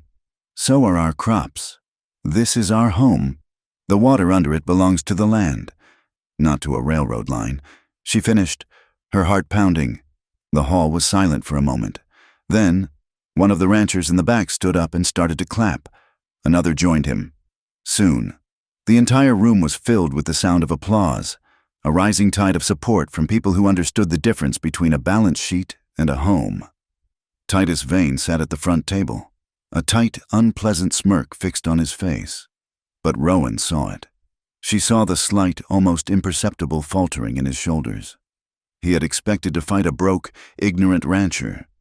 He had not expected to fight a mother with a memory for the law, a community at her back, and a will forged in drought and fire. The tide was turning. The revenge, quiet, legal, and righteous, had begun. Titus Vane's humiliation at the town meeting was a public blow, and men like Vane did not absorb blows. They returned them with interest. He had misjudged the opposition. He had assumed Holt Calhoun was a simple brute and his purchased woman a pliant, ignorant creature. He had been wrong. The creature had a spine of iron and a mind for the law, and the brute had somehow earned the loyalty of the valley. This realization did not make Vane reconsider. It simply made him escalate. The time for quasi-legal maneuvering and deniable harassment was over. The attack came in the dead of night, in the deep, breathless dark that precedes a false dawn. The moon was a clouded memory, and the ranch was an island of silence in the vast, sleeping plains. The first sound was not a shout. It was the sharp, violent splintering of wood. The new mended west fence, the one that carried the row of Rowan's broken sunflowers, gave way with a sound like a rifle crack. It was followed by the one sound that should never be in the yard, the heavy, thundering percussion of a dozen shod horses, moving at a gallop. Rowan was awake before the first echo died. The months of high-strung tension, of sleeping with one ear open, had turned her into a lighter sleeper than any wild creature. She was out of bed, her feet hitting the cold floor, in a single, fluid motion. Holt. They're in the yard, Holt didn't need to be told. He was already pulling his trousers on, his movements economical, with no trace of panic. Evo, the bar, now! Rowan ran to the kitchen wall. After the fire, Holt had mounted a small, high-pitched signal whistle by the door. She grabbed it, yanked the door open, and blew 3 sharp, piercing blasts into the night. The sound was thin but carried, a desperate, shrieking cry for help. Outside, the yard was a chaos of shadows and noise. Men on horseback, dark figures against the dark, were yelling, circling the house. They were Vane's hired men, the Craw Sons outfit, a notorious group of regulators who specialized in land disputes. One of them threw a torch. It landed on the damp earth, hissing and guttering. The rain had been their savior. To the porch, Holt commanded. He and Evo, his small face a pale, determined mask, grabbed the massive wagon gate Holt had unhinged and dragged onto the porch for mending just 2 days prior. They slammed it sideways, lodging it between the porch posts, a solid, heavy shield of thick oak. June Pip under the big table. Now Rowan yelled, shoving the 2 terrified, sleepy children into the kitchen. June grabbed Pip's hand and pulled him into the darkness, crawling into the space. Rowan ran back to the porch, peering through a gap in the wagon gate. The riders were regrouping, frustrated by the lack of dry kindling for a fire. One, the leader, was dismounting. He had a heavy can in his hand. Kerosene. They're going to douse the house, Holt said, his voice a low, cold growl. He held his heavy axe, its polished head gleaming in the faint light from the riders' lanterns. Wait, Rowan said, her mind racing. She looked up. Above them, lashed to the beams of the porch roof, was her primary dew-catch, a massive, reinforced canvas sheet, angled to feed the large cistern by the side of the house. But it hadn't rained in 2 days. It was empty. No, not empty. It was her other plan, the one she and Holt had worked on, just in case. The cistern rope she hissed at Holt. After the first fire, they had spent an entire day filling the angled tarp from the cistern, using buckets. It now held nearly 50 gallons of water, a heavy, sagging belly of canvas, held in place by a single, thick rope, knotted to the main porch beam. It was their private, homemade flood. The leader, Craw, was at the steps, the kerosene can raised. "Burn 'em out," he yelled. "Now!" Holt Rowan screamed. Holt didn't hesitate. With one swing of the axe, he severed the retaining rope. The effect was instantaneous and overwhelming. 50 gallons of water, a weight of over 400 pounds, fell in a single, solid sheet. It hit the wooden porch roof with the sound of a cannon, then cascaded over the edge in a churning, localized waterfall. It struck the leader, Craw, square in the chest, knocking him flat on his back as if he'd been hit by a mule. The kerosene can flew from his grasp. The water hit the ground and exploded outwards, turning the hard-packed, rain-dampened earth into a slick, treacherous sheet of red-brown grease. The horses, already skittish from the yelling, panicked. The sudden, deafening sound and the sheet of water sent them rearing and screaming. One rider, urging his mount forward, hit the new-formed patch of slick mud. The horse's legs went out from under it. It went down with a heavy, pained squeal, trapping its rider's leg beneath its body. Another horse, trying to turn, slipped and collided with a third, sending both riders sprawling. The organized, intimidating assault dissolved into a chaotic, flailing mess of panicked animals, cursing men, and sucking mud. It was in that moment that the answering signals came. From the east, a single lantern was lit. From the north, 2 more, their neighbors, roused by the whistle, were coming. Then, a new voice joined the fray. A gravelly roar from the darkness beyond the broken fence line. "Craw, you filthy snake, that's far enough." A figure stepped into the perimeter of the light. He was gaunt, dressed in buckskins, and held a long rifle with casual, deadly familiarity. It was Ezra Dake. Holt, peering over the gate, felt a jolt of disbelief. Ezra Dake, the trapper he had punched and banished, was standing there, his rifle leveled not at the house, but at Vane's men. Craw, struggling to his feet, dripping with water and mud, stared at the trapper. "Dake, what in blazes are you doing here? You ain't part of this." "I am now," Ezra spat. He worked the lever of his rifle, the shuck-chick of a new round chambering a terrifyingly clear sound in the night. "The man in that house," he jabbed his chin toward Holt, "had me dead to rights. I was drunk, and I was wrong. He could have had the sheriff on me. He didn't. He let me walk. That's a damn sight more than you or Vane would do." "Craw!" Ezra raised his rifle to the sky and fired. The blast was deafening, a flash of orange that lit the entire yard, illuminating the full, pathetic chaos of the unhorsed riders. "That one's a warning," he roared. "The next one finds meat, and the whole damn valley is on its way." That was all it took. The riders, unhorsed, muddy, exposed, and now facing an armed and unpredictable trapper and the prospect of the entire valley's rifle squad, scrambled.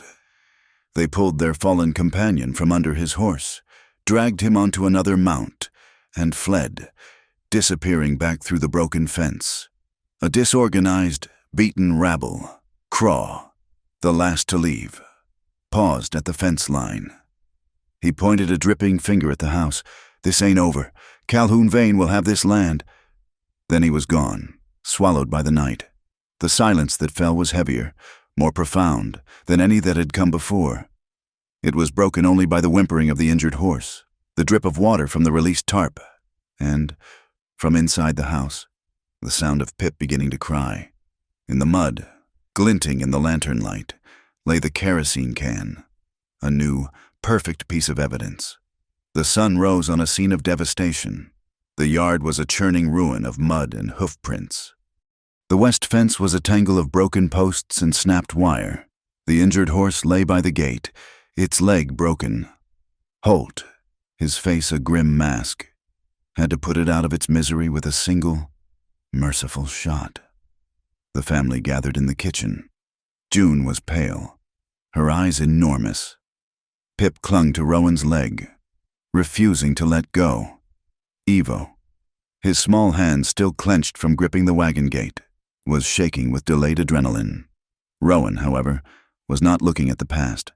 She was preparing for the future. She took a piece of clean, smooth pine board from Holt's wood box and a nub of charcoal from the hearth. She sat the children at the table. "We are safe," she said, her voice firm, leaving no room for argument. "But we will always be smart." She began to draw on the wood.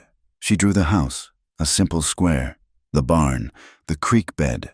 "If this ever happens again," she said, her charcoal lines sharp and dark. "This is what we do, Evo. You are the oldest. Your job is not to fight. Your job is to take June and Pip. You will not go out the front. You will not go out the back. You will go out the small cellar window." She drew a dotted line from the house, down into the deep, dry irrigation ditch they had dug, leading all the way to the thicket by the creek. "You will hide there. You will not make a sound until I or Holt come for you. Do you understand, Evo?" His eyes locked on her face, nodded. He was not a child in that moment. He was a soldier. "June, you carry the water skin. Pip, you hold your brother's hand and you do not, ever, let go." She made them repeat it. Then she drilled them, making them crawl under the table and out the back, timing them as they ran the path to the ditch. She was transforming their fear into procedure, into a plan. Holt watched her from the doorway. He had been cleaning the mud from his axe. He watched her practical, fierce love, her refusal to let them be victims. He saw the way she was armoring them, not with anger, but with knowledge. When she was done, she sent the children to wash, their faces streaked with soot and seriousness. She came outside, her shoulders slumped for the first time, and surveyed the wreckage of the yard. Holt came to stand beside her. He didn't speak for a long time.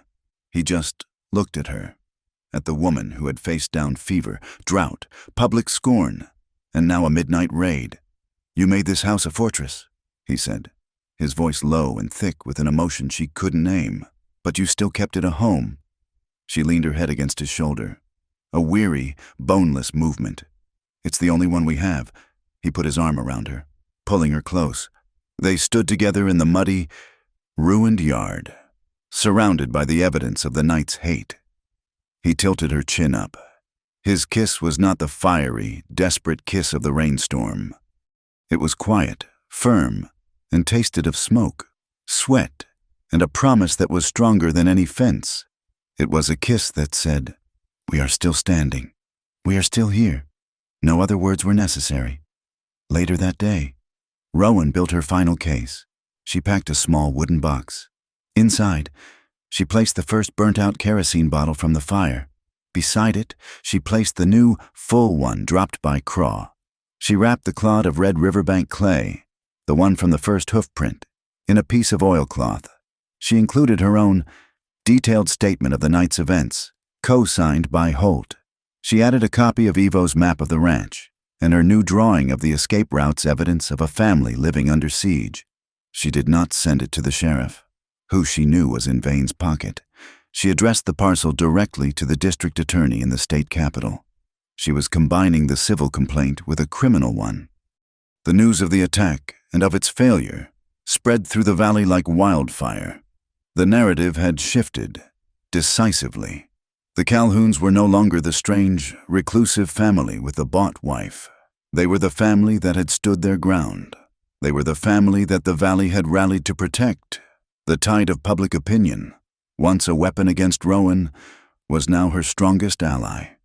When Holt went to the general store in Willow Run, the proprietor pressed a bag of coffee beans into his hand. "No charge. A man needs to be awake to keep watch."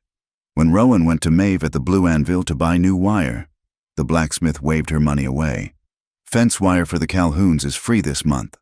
She looked at Rowan, her sooty face breaking into a wide grin. "I heard you gave him a bath. The market, the store, the smithy, the small centers of community power had chosen their side. Titus Vane had tried to burn the Calhouns out. He had only succeeded in forging them, and their place in the valley, into something harder, brighter, and more unbreakable than steel. The Alder Reach County Courthouse was not built for high drama. It was a place of mundane transactions, property deeds, marriage licenses, and petty fines.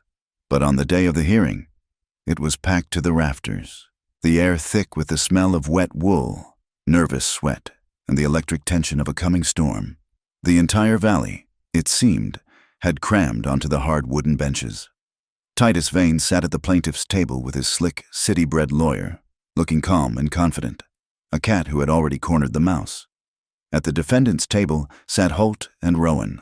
Holt looked deeply uncomfortable in his clean but well-worn Sunday coat, his large, calloused hands resting on the table, looking as out of place as a pair of fieldstones on a lace doily. Rowan, in a simple dark dress, was a picture of stillness. She had organized her papers into a neat stack, her expression calm and unreadable. Vane's lawyer, a man named Sterling, presented their case with theatrical flair. He unrolled the impressive-looking contract with the Copper Crown Railroad, speaking of inevitable progress, of the greater good, of jobs and prosperity. He presented the foreclosure notice on Amos Calhoun's debt as a regrettable but necessary business formality. He made it all sound so logical, so final.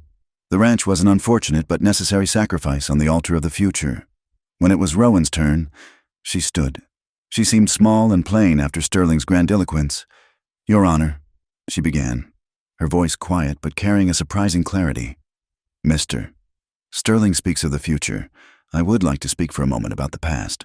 She presented the clerk's certified copy of the original water deed, its red ribbon a slash of color against the yellowed paper. Sterling scoffed audibly. "Your Honor, an archaic document concerning fog, hardly relevant to the construction of a modern railroad." "On the contrary," Rowan said, "it is entirely relevant. I would like to call Mr. Elias Porch to the stand." A ripple of surprise went through the crowd. Elias Porch was the official county cartographer, a man in his 70s with a reputation for meticulous accuracy and unimpeachable honesty. He was a living landmark. He took the stand, was sworn in, and peered at the deed through his thick spectacles. "Mr. Porch," Rowan said, "can you confirm the authenticity of this document and its seal?" "Without a doubt," he said, his voice dry and precise as old paper. "That's my predecessor's seal, and this deed is the foundational water rights claim for the entire western slope of the valley. Quite a far-sighted document. In its way, our forefathers understood that in this valley, water is life, no matter how it falls from the sky." "And are these rights," Rowan continued, "still legally binding as the bedrock?" "Ma'am," Porch stated, "they have never been legally challenged or superseded." Sterling's confident smirk had begun to fade. The deed was not a piece of romantic nonsense. It was a legal rock, and Rowan had just placed it squarely in the path of his railroad. But Rowan was not finished. She held up Vane's contract with the railroad. "Your Honor, I have one more question. This one regarding a matter of chemistry." She turned to Vane and Sterling. "This is a handsome document. The ink is a very distinctive, bright blue. Could you tell me when this contract was signed?" Sterling, smelling a trap, was cautious. "It was signed and filed with the county land office in February of this year, as the date clearly indicates." "Indeed," Rowan said. "And the county land use ledger for the year was officially closed for new filings on the last day of February. Was it not?" "That is standard procedure," the judge interjected.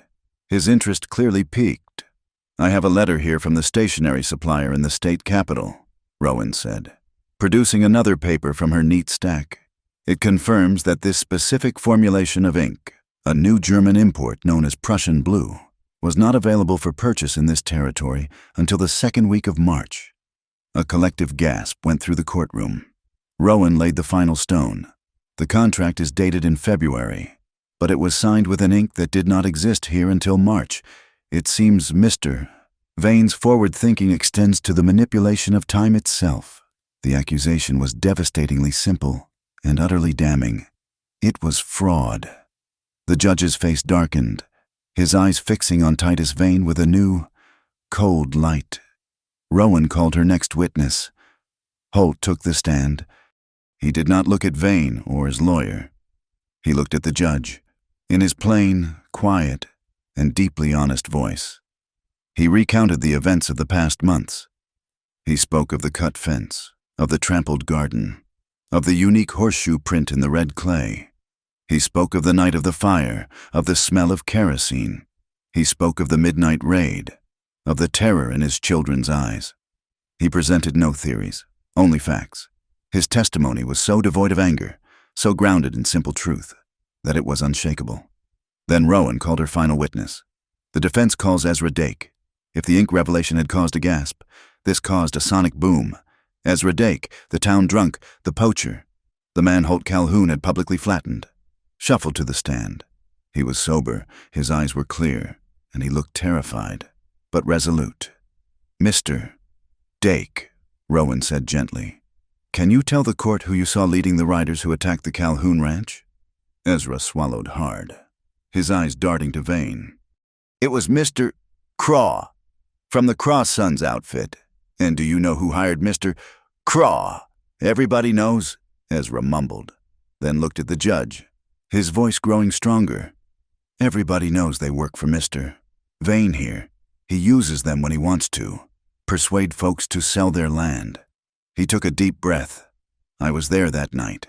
I saw them. I fired my rifle to scare them off." Sterling leaped to his feet. "Objection, this is the testimony of a known drunkard and troublemaker. And why should we believe you?" "Mr. Dake," the judge asked, his voice stern. Ezra Dake looked not at the judge, but at Holt, "because a month ago, I did a terrible thing. I was drunk, and I scared Mrs. Calhoun half to death. Holt Calhoun could have had me jailed. He should have. He didn't. He just told me to get off his land and stay off. He showed me a mercy I didn't deserve." Ezra's voice was thick with a rough, humbling emotion. "I ain't a good man, Your Honor, but I pay my debts, and I owe him one." It was over. The legal maneuvering, the scientific evidence, the quiet testimony, and the drunkard's honor had woven a rope that was now tightening around Titus Vane's neck. The judge's gavel came down with a crack that made everyone jump. In the matter of the Black Lark Bank versus the Calhoun Range, this court finds unequivocally for the defendant. He glared at Vane. Furthermore, this court orders the immediate suspension of any and all rezoning plans related to the Copper Crown Railroad, pending a full investigation into the fraudulent documents presented here today. He wasn't finished. Compensatory damages are to be paid to the Calhoun family for property destruction and harassment, in an amount to be determined. And for the record, he added, his voice ringing with finality, the water rights of the Calhoun Range, as detailed in the original deed of 1852, are hereby affirmed and inviolable. This case is closed. A roar of approval went up from the townspeople. Holt and Rowan stood, buffeted by slaps on the back and shouts of congratulation. Titus Vane and his lawyer sat frozen, their faces the color of ash. They stepped out of the courthouse into the gray afternoon. A fine misty rain had begun to fall, washing the dust from the air. The crowd dispersed, leaving them standing alone on the courthouse steps. The relief was so profound it was a physical weight. Holt looked at Rowan. Her face was turned up to the sky, her eyes closed, letting the cool mist wash over her. Without a word, he took off his hat, but he didn't put it on his own head. He reached out and gently placed it on her back, a silent, chivalrous shield against the rain. She opened her eyes, which were wet with more than just the mist, and looked at him. A slow, beautiful, triumphant smile spread across her face. He had bought her at an auction to save her from judgment. But here, today, she had saved him, and his home, and his family, with her mind, her courage, and her unbreakable will. They didn't go straight home. Holt led the horses toward the quiet of the livery stable. Inside, the world was hushed, filled with the sweet, dry scent of hay and the rich, comforting smell of worn leather. The rain drummed a soft, steady rhythm on the roof. He turned to her in the dim, golden light. "Rowan," he said, his voice thick. He seemed to be searching for words large enough to hold what he felt. He couldn't find them, so he just said the simplest one. "Thank you," for what she whispered, for believing in something no one else could see, for looking at a dried-up piece of paper and seeing a future. He stepped closer, framing her face in his large, gentle hands. He looked at her, truly looked at her, at the strength in her eyes, the intelligence in her brow, the stubborn courage in the set of her mouth. He had seen her at her lowest, a commodity on a block. He had seen her fail, and grieve, and fight. He had seen all of her, and he loved all of her. He lowered his head and kissed her. It was a long, slow, deep kiss, a kiss of profound gratitude and settled, quiet joy. It held none of the desperate hunger of the rainstorm, none of the fierce promise of the muddy yard. This was a kiss of arrival. It was the closing of a contract, the sealing of a deed, a mature and binding promise. It was the kiss of a man who had finally, truly, come home. They broke apart slowly, their breathing steadying, falling into the same rhythm. They just held each other, listening to the rain, enveloped in the quiet, safe, fragrant dark. A small voice piped up from the stable doorway. "Mom, are we going home soon?" It was Pip, his hand in June's. They looked at their parents, their two guardians, wrapped in each other's arms. They didn't look surprised or confused. It just looked right. Rowan and Holt smiled at each other.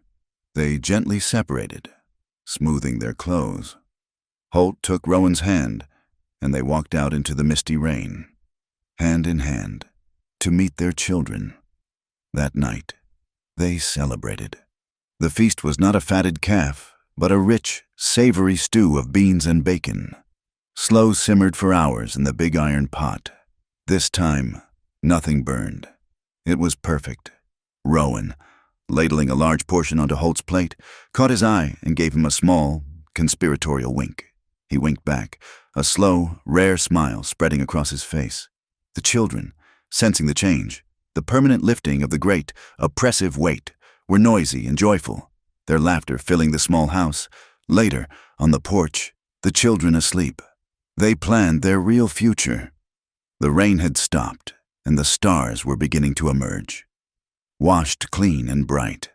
The schoolhouse, Holt said, his arm around her as she leaned against his chest. The compensation from Vane. We could use it to help build a proper one, here, in our part of the valley, so Evo doesn't have to walk so far.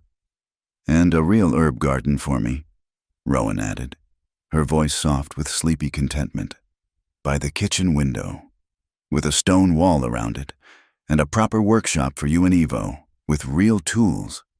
The spoon and fork wind chimes stirred in the clean, damp air, their melody a sweet, familiar song. Rowan closed her eyes, listening to the sound, feeling the slow, steady beat of Holt's heart beneath her ear. This, she thought, this is the foundation. This is the roof. The house was no longer just wood and nails and a defense against the world. It was the circle of his arms. It was home. Time in Sagebrush Vale ceased to be measured by the clock or the calendar. It was measured in the slow, patient turning of seasons, in the height of the corn, in the deepening lines around a man's eyes. Years passed, settling over the valley like fine, fertile dust. The great iron artery of the Copper Crown Railroad, having found its progress blocked by a wall of community, will, and legal fact, had altered its course. It now snaked through the northern foothills, its distant whistle a lonely, vanquished sound on the wind, a testament to a battle won not with guns, but with courage and an old, forgotten deed. At the entrance to the Calhoun Ranch, the sign Maeve had forged still stood. The words, "Not for sale," were no longer a sharp, angry defiance, but a simple statement of identity. The iron had weathered to a deep, ruddy rust, the color of the earth itself, and it stood, indomitable, against the sun and the dust, a landmark as familiar to the valley as Dry Lantern Ridge itself. Behind it, Rowan's garden flourished, a vibrant, living tapestry woven into the monochrome landscape. The desperate, sunken pits of the drought years were gone, replaced by a sophisticated, thriving system of deep-mulched, raised beds and stone-lined irrigation ditches. Her dew catch, once a flimsy sheet of canvas, was now a permanent, clever structure of angled tin and wood, whispering and gurgling to itself in the cool of every dawn as it collected the precious atmospheric moisture and channeled it into the garden. Her sunflowers, once a casualty, now formed a towering, golden wall against the west wind, their heavy heads bowing and nodding like a crowd of benevolent giants. The air around the house was thick with the scent of tomato vines, the sharp tang of onions, and the sweet perfume of the herbs that grew in a stone-bordered plot by the kitchen window. The land, once an adversary, was now her partner. The children, too, had grown, shaped by the sun and the hard work and the steady, unwavering love that was the bedrock of their home. Evo, no longer the sullen, watchful boy, was a young man, tall and broad-shouldered like Holt, with his father's quiet hands and Rowan's thoughtful eyes. His workshop, built with the first of the compensation money from Vane, was his kingdom. The valley was now dotted with his work-sturdy barn doors, elegant mantelpieces, and rocking chairs so perfectly balanced they seemed to move with a will of their own. June, her cautiousness having blossomed into a deep, scholarly patience, had become the valley's teacher. The small, one-room schoolhouse, built with funds she and Rowan had tirelessly raised, was her domain. She taught the children of ranchers and blacksmiths to read from the books she had cherished, to see the world not just as a place of hardship, but as a place of stories and ideas. And Pip, the small boy who had once clung to Rowan's skirts, was now a young man who seemed more at home on the back of a horse than on his own 2 feet. He had a preternatural gift, a quiet, intuitive way with animals that was a thing of wonder. He could calm the most skittish colt with a low murmur and a gentle hand, and the Calhoun line of horses, bred for stamina and sense, were sought after across the territory. One hot afternoon, a young boy from a neighboring ranch, come to apprentice with Pip, stood with Holt, looking out over the sprawling, verdant garden. "Mr. Calhoun?" the boy asked, wiping sweat from his brow. Everyone in the valley calls this Rowan's garden. Why not? Calhoun's garden. Holt was silent for a long moment, his eyes on the house, where he could see Rowan moving inside. A flash of blue calico. A slow, gentle smile touched his lips. He pointed to the carved wooden archway that Ivo had built over the garden gate. The letters were deep and clear. Rowan's garden. Because, Holt said, his voice a low, gravelly rumble of pure conviction. Your blood makes you a father. That's a thing that happens to you. He turned his clear, gray eyes to the boy. But that woman in there, she didn't give me my blood. She gave me the rest of my life, and that's a gift you choose to earn, every single day. The valley celebrated its survival and its prosperity at the annual Harvest Festival. The centerpiece of the town square that year was a magnificent new windmill, its great wooden blades turning slowly in the autumn breeze, pumping clear, cool water into a new communal trough. It was Ivo's latest creation, a gift to the community that had stood by his family. The air was filled with the smell of roasting corn and spiced apple cider. A fiddle sought out a lively tune, and the people of the valley, their faces flushed with sun and celebration, joined hands in a great, swirling circle for a country dance. Holt and Rowan stood to one side, shoulder to shoulder, watching. They were no longer young. His hair was shot with silver at the temples, and the lines around her eyes were deeper, etched by laughter and worry and thousands of sunrises. They watched their children Ivo dancing with the blacksmith's daughter, June in a deep, earnest conversation with the circuit judge, Pip demonstrating a complex knot to a circle of entranced young boys. It was a portrait of a life, full and rich and real. Holt leaned down, his voice a low murmur in her ear. You did all this, you know. We did, she corrected him softly, her hand finding his. We did this. Just then, a powerful, playful gust of wind swept down from the high plains, swirling through the festival, sending skirts flying and napkins scattering. It caught Holt's hat, lifting it cleanly from his head and sending it tumbling end over end across the dusty square. It landed at his feet, but he didn't move to pick it up. He was looking at Rowan. She was smiling at him. It was a slow, mischievous, infinitely loving smile, a smile that held the memory of 1,000 shared moments. The hard-won peace, the deep comfort, the unshakable certainty of their love. All of it was in that smile. She took a step closer. The fiddler's tune, a joyful soundtrack to the moment. She leaned in, her lips close to his ear, and whispered the words that had become their own private liturgy, their founding promise. Kiss me, don't run. A low, hoarse laugh rumbled deep in Holt's chest. The sound was full of memory, of the rain, of the fear, of the profound, world-altering relief of that first embrace. There was no hesitation now. There would never be hesitation again. His arms, strong and sure, closed around her waist, pulling her flush against him in the middle of the laughing, dancing crowd. It was not the desperate catch of a falling woman in a storm. It was the sure, steady embrace of a man holding his entire world. He kissed her, right there, under the wide-open sky, in front of the whole valley. It was a kiss that tasted of sunshine and cider and the enduring sweetness of a love that had been tested by fire and drought. It was gentle, yet as bold and unflinching as the two people who shared it. It was the kiss of two people who had crossed a desert together and had found their oasis, not in a place, but in each other. A cheer went up from the crowd. Some of the ranchers clapped. June let out a sharp, teasing whistle, and Pip, ever the comedian, threw a hand over his eyes in mock embarrassment, peeking through his fingers with a wide grin. Their family, forged not in blood but in choice, laughed together, their joy a bright, clear note on the autumn air. The fiddle played on, the great blades of Ivo's windmill turned, a slow, steady heartbeat for the valley. In the distance, from the porch of the house on Dry Lantern Ridge, the spoon and fork wind chimes stirred, playing their old, familiar, discordant, and beautiful song.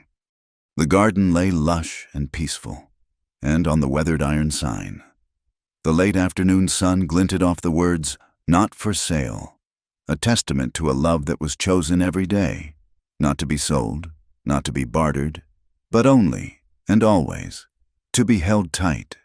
Thank you for listening to our story. It means the world to us.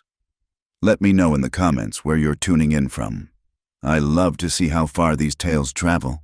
To help us share more stories like this, please subscribe to our channel, Wild West Stories 1850. Give this video a like, and if you truly enjoyed it, consider hitting that hype button to help it reach more listeners.